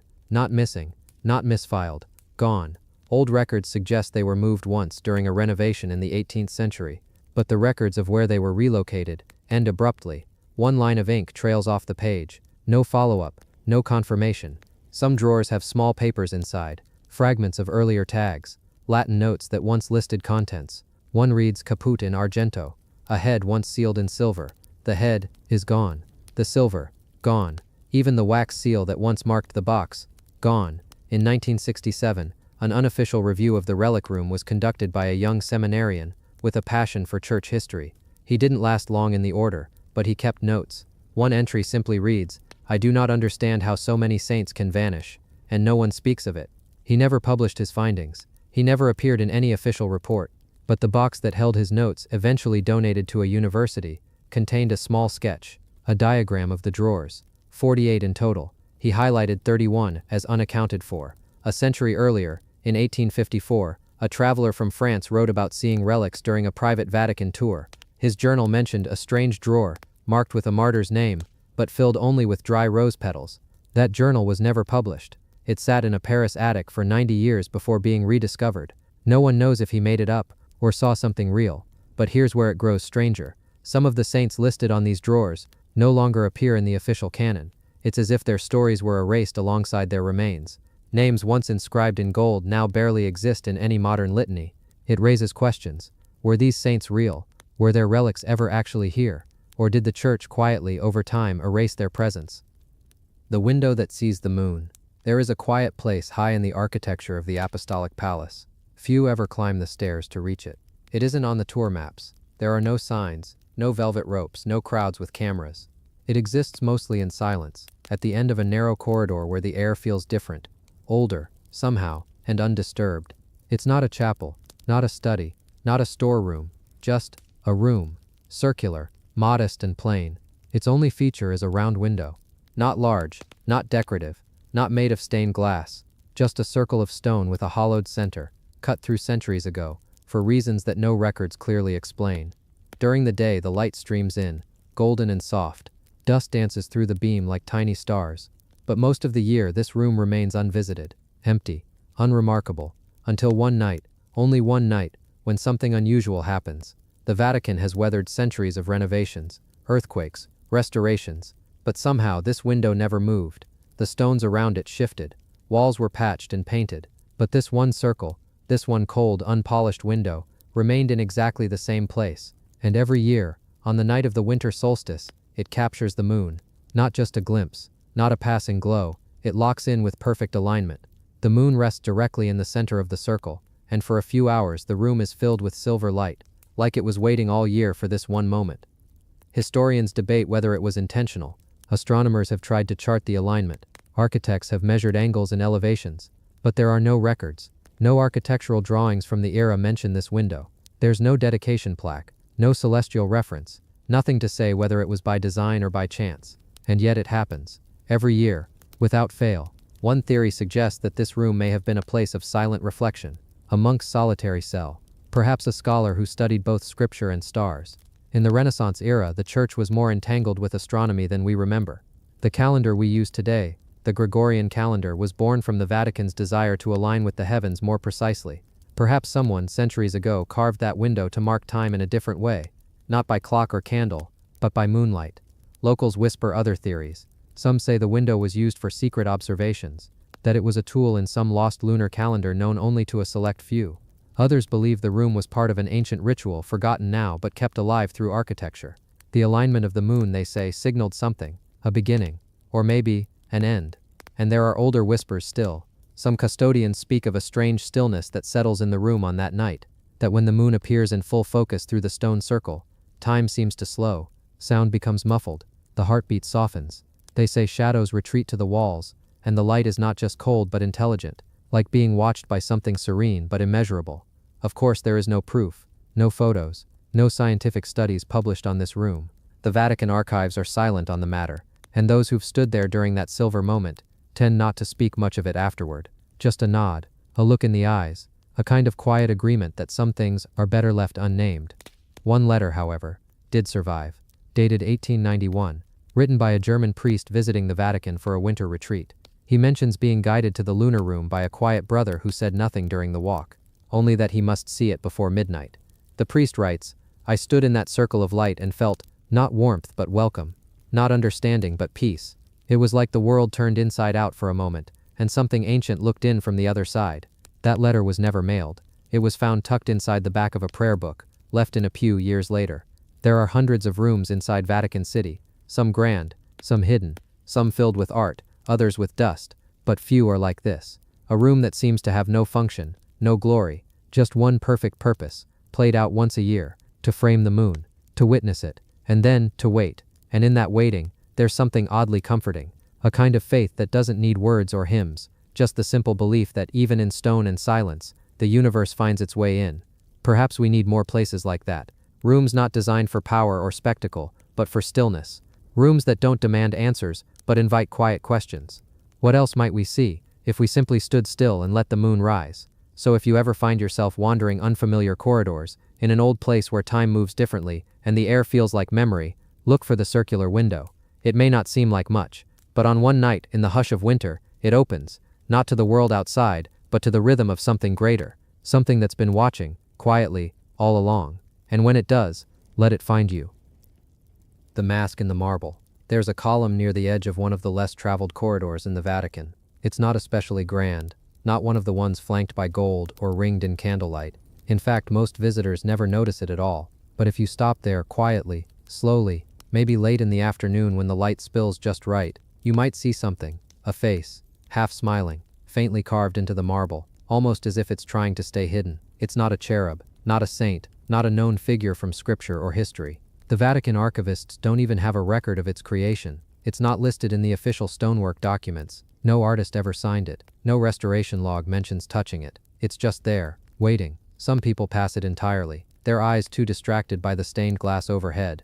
But for those who pause, there's an odd stillness, as if the air around it becomes denser, as if the face knows you're looking at it. The curl of the lip, the depth of the eye sockets, they're far too human to be an accident, but not quite lifelike enough to be comforting. The corridor itself isn't part of the usual tours. It's tucked behind a chapel, and you have to know which door to gently lean open, which hallway to step into. And once you're there, it's quiet. So quiet that even your breath seems to echo a little louder than it should. The first known mention of the face wasn't in a Vatican document. It was in a letter written by a monk in the late 1500s. He describes a marble trickster watching from the shadows, and how he felt its gaze linger on him long after he'd walked away. The letter wasn't meant for the public. It was written to a brother at another monastery. A personal note, private, but somehow it survived, preserved in a private library, rediscovered in the 19th century. What's curious is that in later photos of that same column, some taken for architectural surveys in the 1800s, the face doesn't appear, not clearly. The marble looks smooth, almost untouched, but in modern images, the face is there again,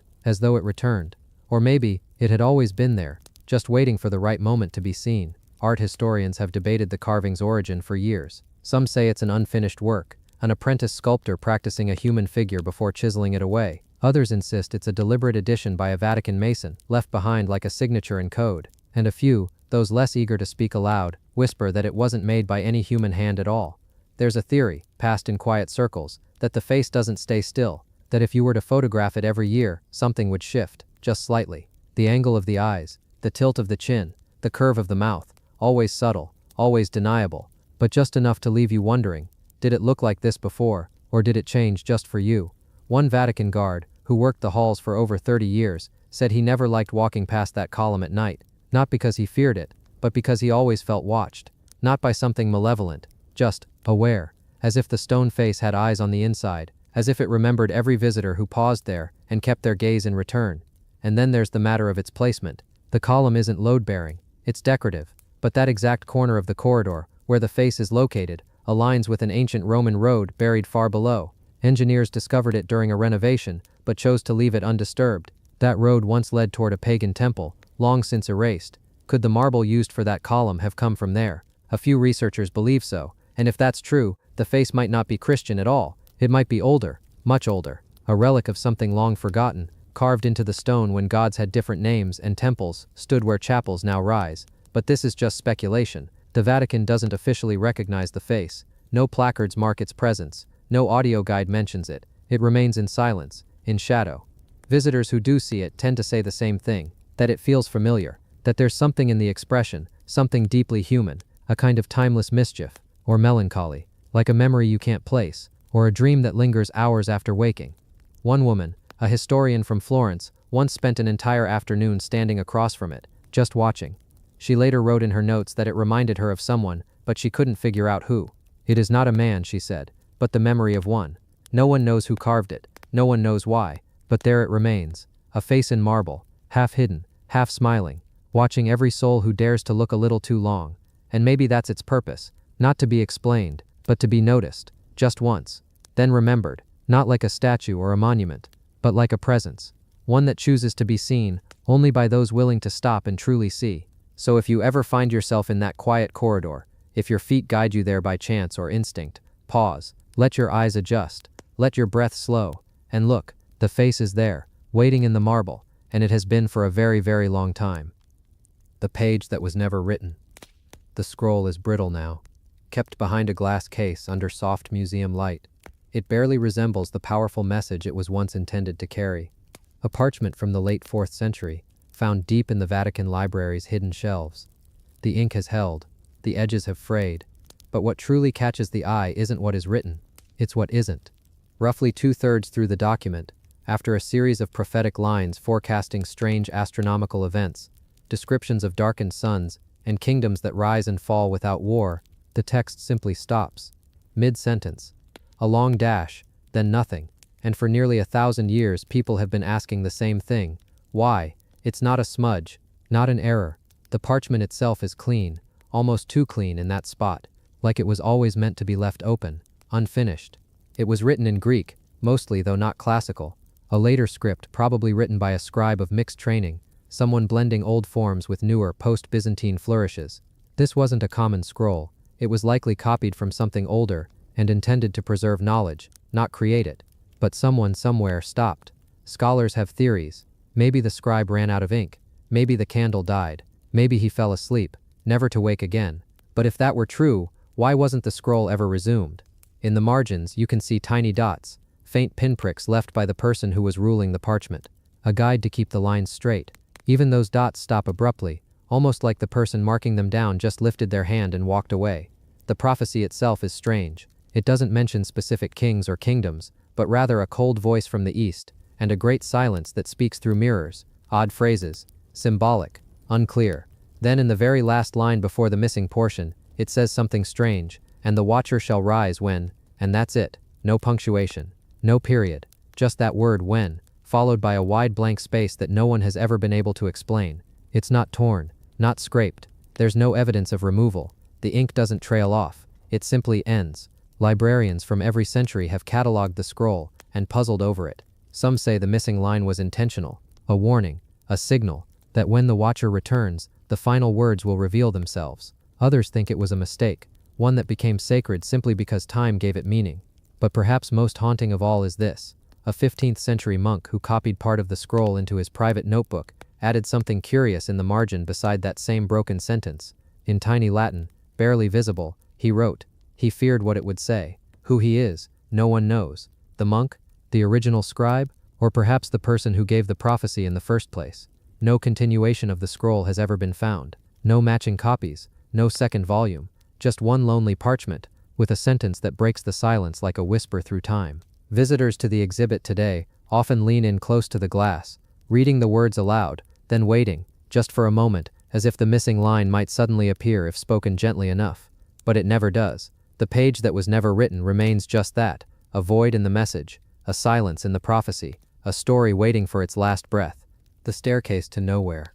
There are staircases all throughout the Vatican, grand ones that sweep upward into marble halls, narrow ones meant only for servants and scribes, and spiral staircases so tight and steep you have to hold both sides of the wall to keep your balance. But there's one that doesn't lead anywhere at all. It's not on the public maps. You won't find it in the architectural blueprints.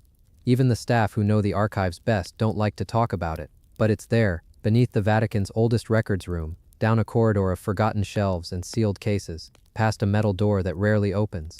The doorway is unmarked. It looks like a closet at first, just a slab of wood, darkened with age, slightly bowed. But open it and you'll see the first few steps, made of old stone, hand-chiseled, rounded in the center, as if worn down by centuries of cautious feet. There are no lights, no signs, just a circular stair, spiraling tightly down into the shadows. For years it was assumed the staircase was part of a collapsed cellar, some forgotten access tunnel or maintenance shaft. That is, until someone followed it to the bottom. A junior archivist, barely in his 20s, was sent to inventory the back hall storage during a summer renovation. Curious, he stepped into the stairwell with only a flashlight and his notebook. He descended for nearly 2 minutes, down and down, 50, 60, maybe more than 100 steps. He said the walls felt older than the building around them. The mortar between the stones was loose in places, crumbling like dry powder. Then it ended, not in a door, not in a room, but in a wall, a perfectly flat, featureless wall, just stone, seamless, cold to the touch, no crack where it met the last step, no hinge, no handle, as if the staircase had once continued, but was deliberately sealed, buried alive beneath centuries of silence. The archivist knocked, listened. There was nothing on the other side. He tried to measure the acoustics. He said it didn't echo the way stone normally does. The sound stopped short, like the wall was absorbing it. When he returned upstairs and told his supervisor, he was told quietly not to go back. That part of the archive was under review, being evaluated. No reason was given.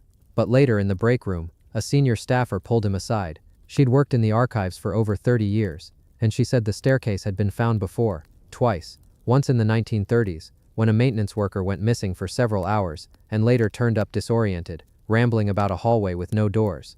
And once again in the late 1970s, when a Jesuit historian marked it as a possible access point to a buried Roman structure, then abruptly closed the file. No one has officially documented the staircase since. There are no public photographs, no excavation notes. It doesn't appear on emergency schematics, and yet it's there, still, waiting. Some believe it leads to a lost room, once sealed for security or sanctity. Others whisper it was never a room at all, but a passage, meant to be forgotten. There's a story, though no one knows its origin, about a scroll found in a separate archive, unrelated, that described a stair that turns away from light, into silence, into the unreturning path. The phrasing is poetic, vague, but unsettling. Tourists will never see it. Most Vatican employees never hear of it. But those who work late in that part of the building, especially when the floors creak and the night feels heavier than it should, they sometimes pause near that old wooden door and wonder, why build a staircase that ends in stone? Why leave it so intact? And what, if anything, might be listening on the other side of that wall? The priest who disappeared twice. In the quiet margins of church history, where stories fade into footnotes and names blur into ledgers, there lived a man named Father Matteo Ricci, not to be confused with the famed Jesuit missionary of the 1600s, but a lesser-known namesake, born in the early 1800s in a hillside town outside Perugia. He was a scholar by temperament, not a preacher. Bookish, soft-spoken, unassuming. By all accounts he was a man more interested in ink and parchment than pulpit and politics. He entered the priesthood early, but rather than take on a parish, he was assigned to the Vatican's auxiliary libraries in 1836, where he was tasked with helping to catalog and annotate obscure theological texts, many of them centuries old, written in fading Latin or older Greek. Colleagues said he had a gift for pattern recognition. He'd find subtle references that others missed, links between apocryphal letters and forgotten sermons. He quietly earned a reputation as someone who saw meaning in dust. But in the spring of 1841, Father Ricoy failed to report to work. At first nothing seemed unusual. Illness was common. Delays happened. But by the second day, concern grew. By the third, his room was checked. It was undisturbed, his bed made, his books neatly stacked, his robes folded over the back of the chair. There were no signs of travel, no letter of leave, no indication of distress. He had simply vanished. A Vatican inquiry was launched. The local authorities searched the surrounding districts. Priests and guards questioned travelers, beggars, monks, but nothing turned up. He was gone without trace, without reason. The only strange clue came from a janitor working in the lower archive halls. He reported hearing footsteps descending a stairwell late that night, the kind of slow, careful steps someone makes when carrying something heavy. But no one else had been scheduled in the building, and the stairwell in question led to a locked storage vault, unopened for years. The report was noted, then forgotten. Father Ricci was quietly marked as missing, and presumed dead. A funeral mass was held in absentia. His belongings were boxed and shelved. The church moved on. But the story doesn't end there. 50 years later, in 1891, a renovation project was underway in one of the smaller side chapels near the Vatican's eastern boundary. As workers peeled back old plaster and lifted warped floorboards, they uncovered a compartment behind the altar wall. Inside was a bundle of cloth, carefully wrapped and sealed with a wax emblem. The seal was faded but bore the unmistakable mark of the pontifical archives. Inside the bundle was a journal. The first few pages were missing, but the handwriting matched other documents by Father Ricci. The journal was his, and it was dated 1843, 2 full years after he had disappeared. That alone would have made the discovery remarkable. But what the journal contained was stranger still. It wasn't a diary of events. Not exactly. The entries were fragmented. Some pages filled with diagrams, floor plans, symbols, long strings of numbers. Others were theological musings, written in a tone far more urgent than anything in his earlier work. There were repeated references to the second threshold, to the door beneath the chapel that was not built but found. He wrote of a chamber with no holy name, but something older. He described a presence watching between hours, and made cryptic notes about voices that speak only through silence. Even more unsettling, several entries describe dreams, vivid ones, of hallways that shifted, of staircases that bent backward, of a library without walls. The final pages were written in increasingly erratic handwriting. The last full sentence, scrawled in shaky ink, read, "I was not meant to return. The gate has memory. It opened once, and now it knows me." No body was ever found. No explanation for where Ricci had been, or how his journal came to be hidden behind the chapel wall, was ever given. Some suggested he had suffered a breakdown, that he wandered, hid, perhaps even returned quietly to Rome before vanishing again. Others believed he had discovered something that pulled him deeper than the world allowed. The journal was archived, quietly. It's not displayed. Few even know it exists. But occasionally, when scholars request certain old manuscripts from the 1840s, they're directed by accident or design to box 7213A. And inside, tucked behind dull correspondence and liturgical inventories, they find it. The journal of a man who disappeared twice. And each time it's found again, the same questions rise unanswered. Where did Father Ricci go? What did he find? And why did he return only long enough to leave a warning no one could fully read, until it was far too late? The ceiling that whispers back. There is a place in the Vatican that few ever notice. A modest dome, not the grand one above the basilica, but smaller, quieter, nestled deeper in the Vatican's complex layout. Those who walk beneath it often pass without thought, but some stop. They pause, and they listen. Because under that dome, sound behaves differently. Whispers carry in strange ways. Murmurs reach ears they weren't meant for. Some have said they hear their own words return to them, reshaped. Others claim they hear someone else entirely. A voice, familiar, unmistakable. This isn't fiction. Acoustic engineers have tested it. Under that particular dome, if you stand in just the right spot, your voice will travel in curved paths, bouncing softly from surface to surface, circling back to you, but not as it was. Sometimes it returns slower, sometimes higher. Visitors who've stood beneath that ceiling describe a feeling of sudden silence, like stepping into a bubble. No wind, no city sounds, just the breath of the building itself.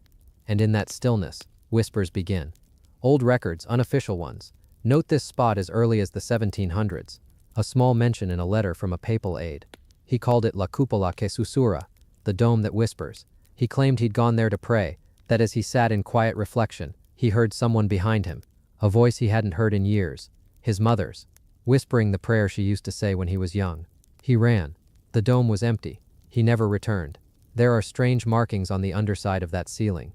Faint, faded. They don't match the artistic style of any other chamber nearby. Almost geometric, a pattern that seems to spiral, like a map of airflow, or a net meant to catch sound. And then there's the odd fact that no blueprints exist for how this dome was constructed. Not in the Vatican's architectural records. Not in papal restoration logs. Not in any of the known construction phases. It's as if it simply was always there. Yet it clearly wasn't. Photographs from before the 1600s show a different ceiling in that area.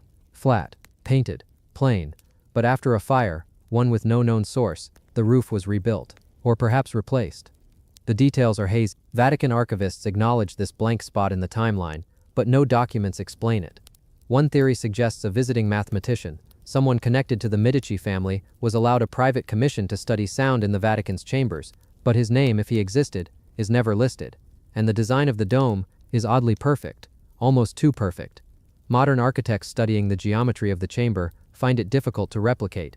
The way sound refracts inside is like what you'd expect in a modern audio lab, not a Renaissance chapel. Some call it a miracle. Others believe it's the leftover result of an experiment, a sonic tool once used to monitor speech without being seen, like a whispering gallery, only far more focused. There are even unconfirmed reports of the Pope at the time ordering it sealed off for over a decade.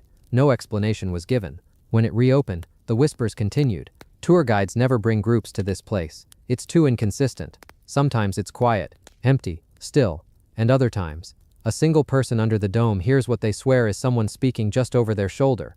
A voice, clear, gentle. But the moment they turn, the room is silent. It's become something of a quiet rumor among the staff. Maintenance workers pass the story along with a shrug. If you hear your own thoughts answered, they say, don't speak back. Some brave or curious visitors record their experiences. A whisper that completes their sentence. A voice that repeats their name. One tourist, shaken, claimed she asked a question aloud under the dome about her childhood, and the answer came back, in a voice she recognized as her grandmother's. She fainted. Security helped her out, but she refused to speak about it again. And yet, others say nothing happens at all. They stand, they listen, they hear nothing. Maybe the whispers only come to those who are truly still, or truly alone, or maybe the dome chooses who it answers. Late-night workers avoid walking beneath it, just in case. And if you ever find yourself in the Vatican, and you happen to step into a room with a dome that doesn't look like much, and the floor suddenly feels a little too quiet, listen closely. If your thoughts echo back at you, softly, differently, don't be afraid, but don't reply. The ink that bled through time. In the archives of a quiet European monastery, deep inside a sealed folio of 17th century estate records, something impossible was found. It wasn't gold, or a relic, or even a secret map. It was ink. Ink that didn't belong, ink that shouldn't have been there. The page was routine, a record of land transfers from the year 1683, dull handwriting, brown faded, nothing unusual. But on the reverse side, faint, almost ghostly, were the remnants of a completely different letter, a personal letter, signed, dated, from the year 1510. The ink had bled through, but not from the same page, not even from the same document, and not from the same time. This wasn't ordinary bleed-through caused by age or pressure. The original page the 1510 letter was written on was gone, never found. The paper that now held its shadow had been written more than 170 years later. The two sheets had never touched, they'd never been stored together, and yet, the words were clear. Backwards, yes, faint, but undeniably there, and undeniably old. Archivists were stunned. They tested the ink. It matched iron gall ink, common in the early 1500s, corrosive, distinctive, but the parchment it had soaked into. From a later century, using a different pulp, treated with a different finish. The two shouldn't have interacted, not across time, but they had, and the content of the letter only deepened the mystery. It wasn't political or religious, it was personal. A short note between two men, one a printer, the other a philosopher, discussing a book that had not yet been written, a book whose title would only appear for the first time in 1532. a book lost to history, until now. Some believed the ink had ghosted through layers during some restoration, that wetness or humidity caused a transference. But the monastery's climate control was flawless. The records were stored in sealed conditions since the 1800s, no water damage, no warping, and no other examples of ink drift like this in any of the thousands of books in the vault. Only this one page, only this one letter. Experts tried to trace the sender. His name was Pietro, a printer from Florence, but no records matched. The handwriting, however, bore eerie similarities to marginal notes in several known books of the period, the kind of notes no one ever reads, until someone did. A researcher noticed that the handwriting from the phantom letter also appeared, quietly across the margins of 3 books printed decades apart, all anonymously, all underlined in the same fashion, the same looping lowercase g, the same long tail s. It was him. Whoever Pietro was, he had left a trail in ink, but over centuries, as if his words kept finding a way through. Some now wonder if the letter was meant to be found, that maybe this transfer wasn't accidental, that somehow, in some unknown way, certain thoughts written with enough intention, enough purpose can echo forward, can bleed through, like ink through paper, but across time itself. And then there's the final line of the letter, almost an afterthought. We will not meet again, but they will find us if we write enough. Signed with a single letter. P. Was it superstition? Was it coincidence? Or was it something else? When the document was placed under ultraviolet light, another surprise appeared. Around the phantom words were loops of symbols, faint circular patterns in the fibers of the paper itself.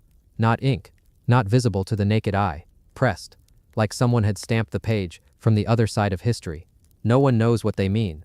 They've never appeared in any other document from the archive, or anywhere else, and no other ghost letter has been found since. But the page still exists, still held in a sealed case.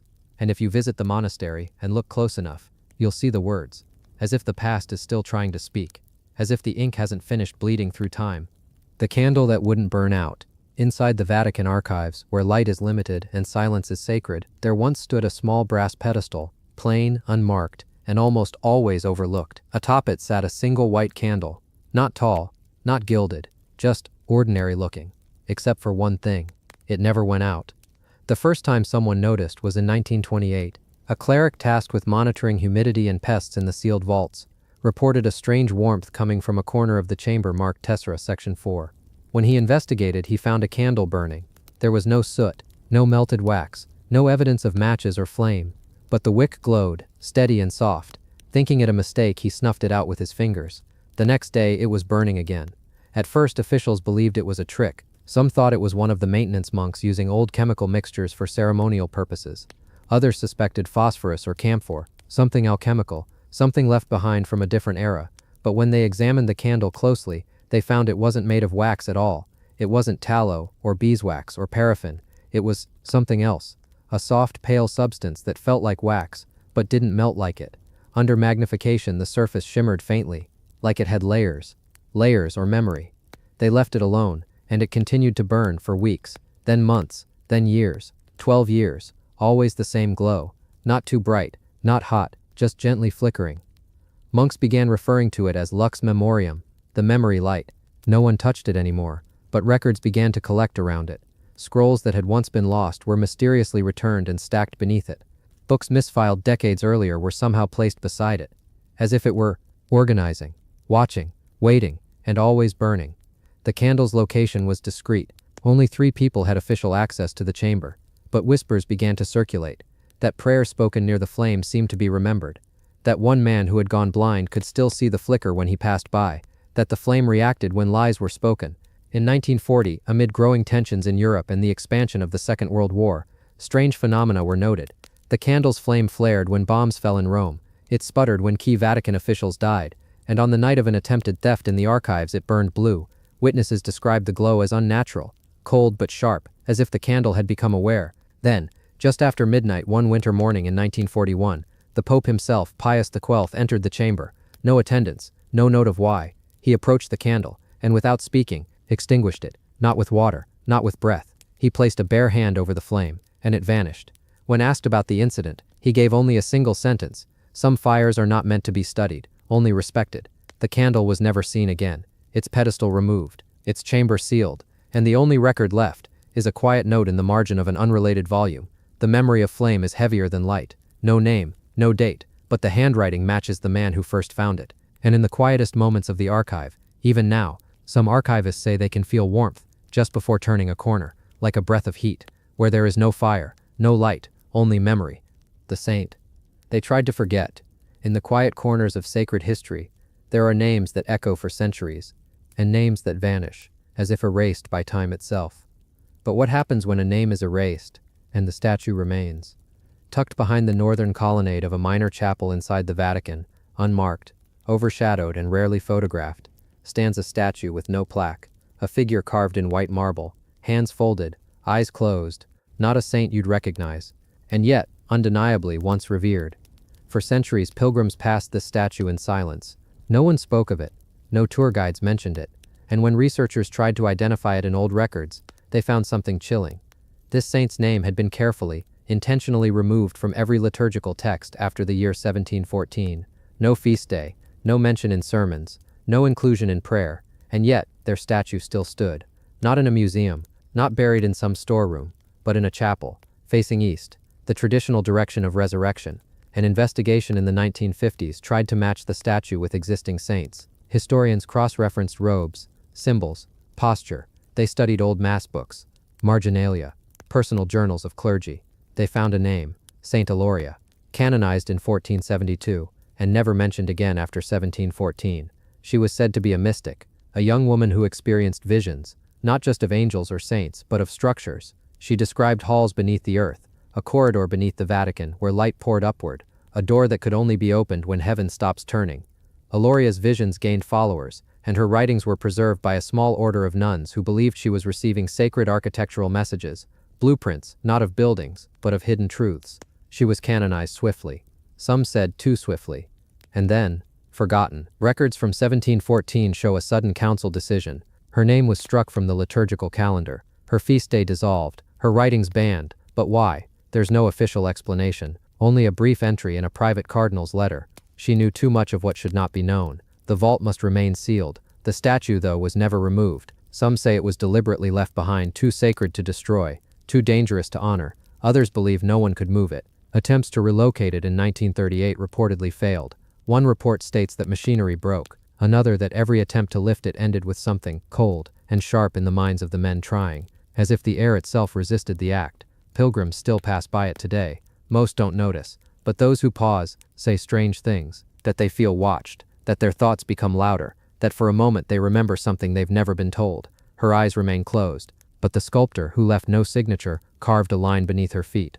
There is no memory without witness, a statement, or a warning, perhaps both. So she stands, no name, no day, no voice, but still there, a saint canonized, then erased, and maybe never fully forgotten. The door that was sealed from the inside. In one of the oldest, least visited wings of the Vatican's Apostolic Palace, there's a hallway that no longer appears on maps. Its stone walls are too thick for modern wiring. No tour groups pass through.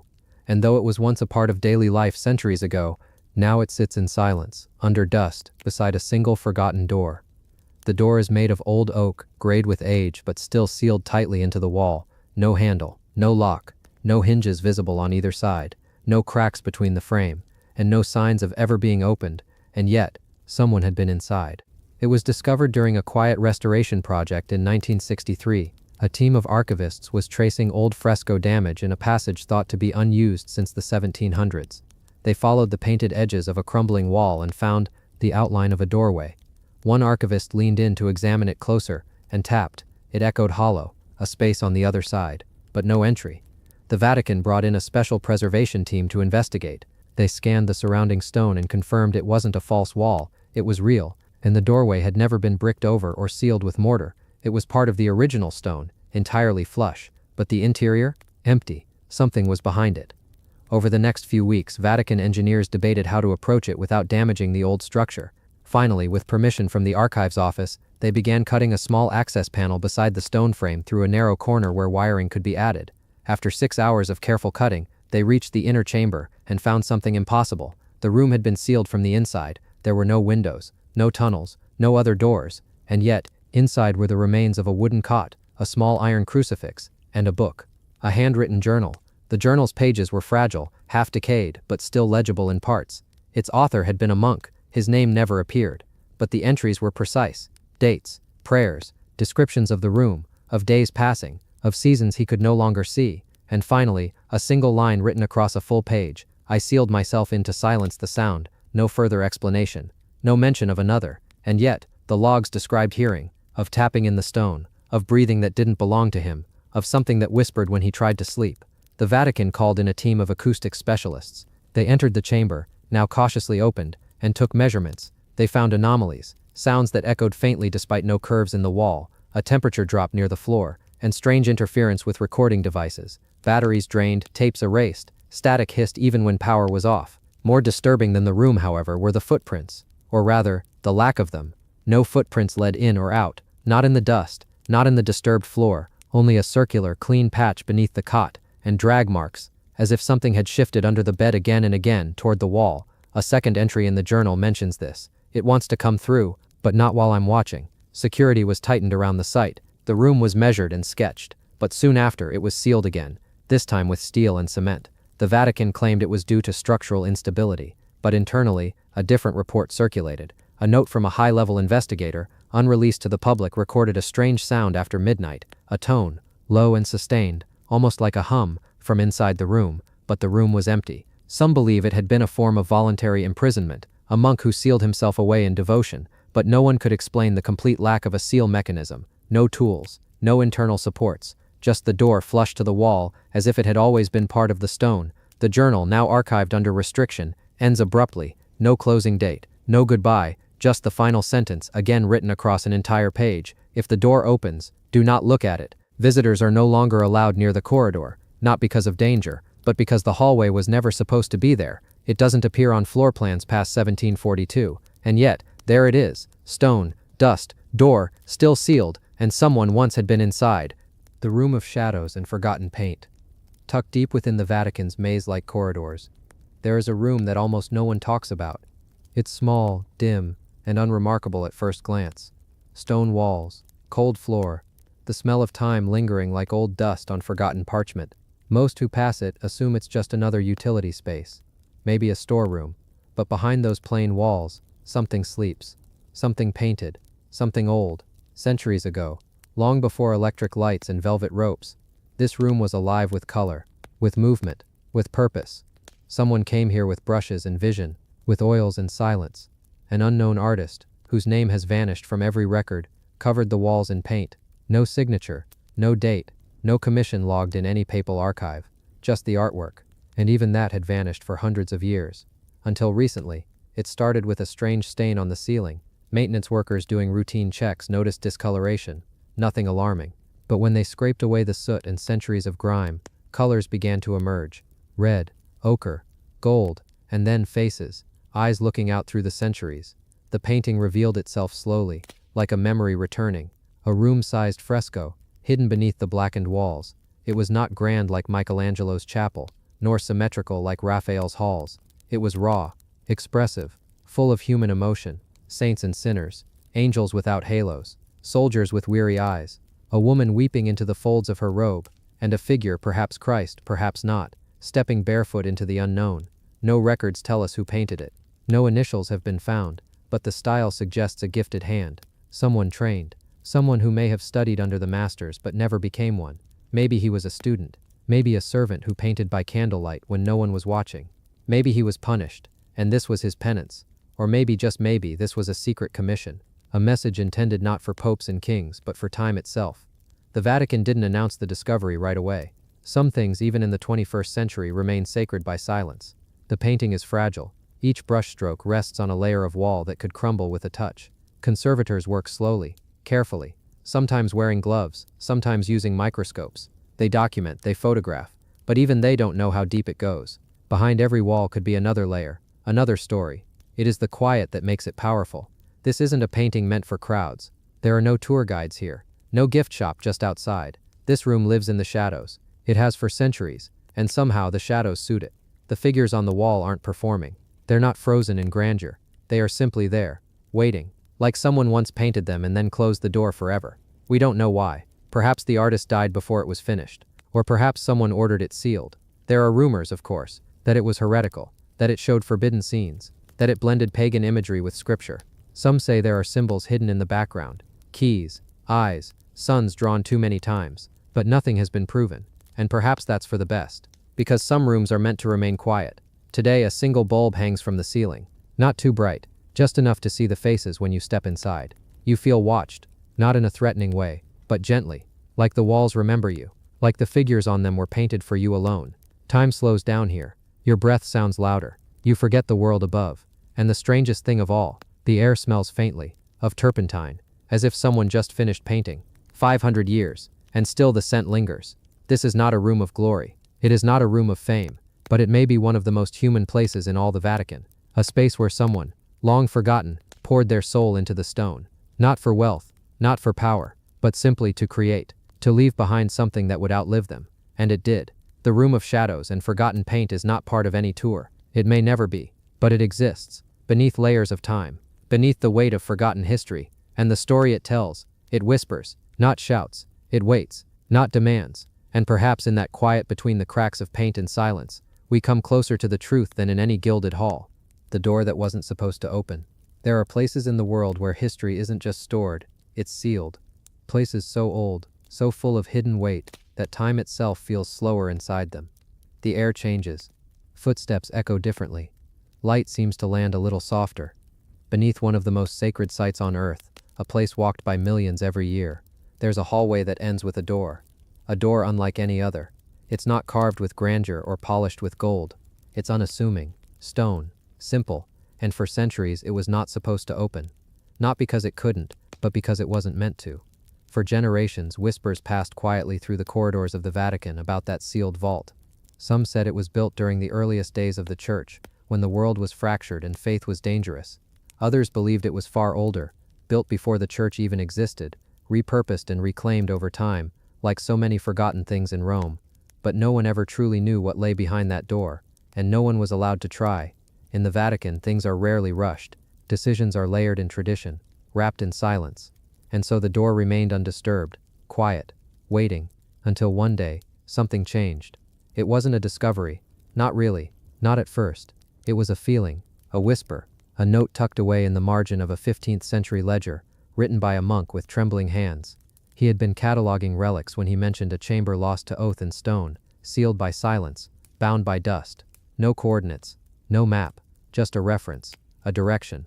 Archivists dismissed it at first, but one scholar, young, patient, and unusually persistent, followed the trail anyway. He combed through records not in Latin, but in fractured dialects of Greek and Aramaic. He traced changes in floor plans that didn't make architectural sense.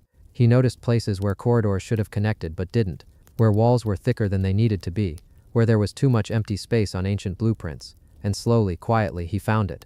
The sealed door wasn't hidden behind a wall or buried under stone. It had been there all along, passed by every day. People just didn't notice it, because they weren't supposed to. It was tucked beneath layers of approval, both spiritual and political. Unlocking it would require more than keys. It would require trust, permission, and an agreement that whatever was found would not be spoken of publicly, not unless it was safe.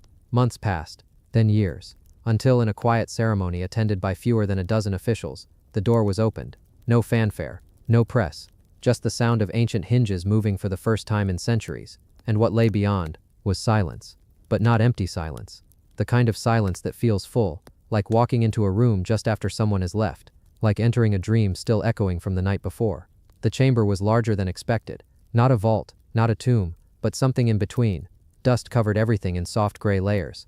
Candles had long since melted into stone. The air was dry, still, unbothered. In the center of the room stood a pedestal, and on that pedestal, under glass that hadn't cracked or clouded with time, was a book. Not a Bible, not a registry, but a personal journal. Its leather binding was worn but intact. The pages, yellowed but readable, each one filled with careful script, drawn in ink that hadn't faded. The name on the inside cover was unfamiliar. Not a pope, not a saint, just a man, a scribe perhaps, or a keeper of some kind. His notes weren't about miracles or doctrine. They were about silence, about decisions, about fear, about something that had been buried, not in the earth but in the mind. He spoke of a time when records were deliberately misplaced, when truths were too dangerous to protect in daylight, when belief was weaponized, and knowledge had to be hidden, not from enemies, but from friends. He wrote about the door itself, how it had been sealed not to protect what was inside, but to protect the world from needing to confront it. The words were haunting, but not sinister, honest, measured, sleepy even, as if the writer had known his work would be read long after he was gone, and had written not in panic but in peace. Around the room, the walls were carved, not with images but with patterns, rhythms, echoes of older languages, layered one atop another: Hebrew, Latin, Coptic, even fragments of pre-Christian dialects, all saying the same thing in different ways. Truth sleeps better in silence.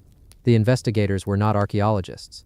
They were theologians, librarians, historians. But as they stood in that chamber, they realized they were uncovering something more human than holy. This wasn't just a lost room. It was a moment, frozen in stone, a decision, left behind. And the more they read, the more they saw a pattern, stories of disagreements, of divisions, of moments when the church was nearly torn apart, not by outsiders, but from within. The journal chronicled how some leaders had chosen to preserve unity by burying conflict, not metaphorically, literally, by building rooms like this one, silent rooms, forgotten rooms, with locked doors and no names. The journal hinted at others, too.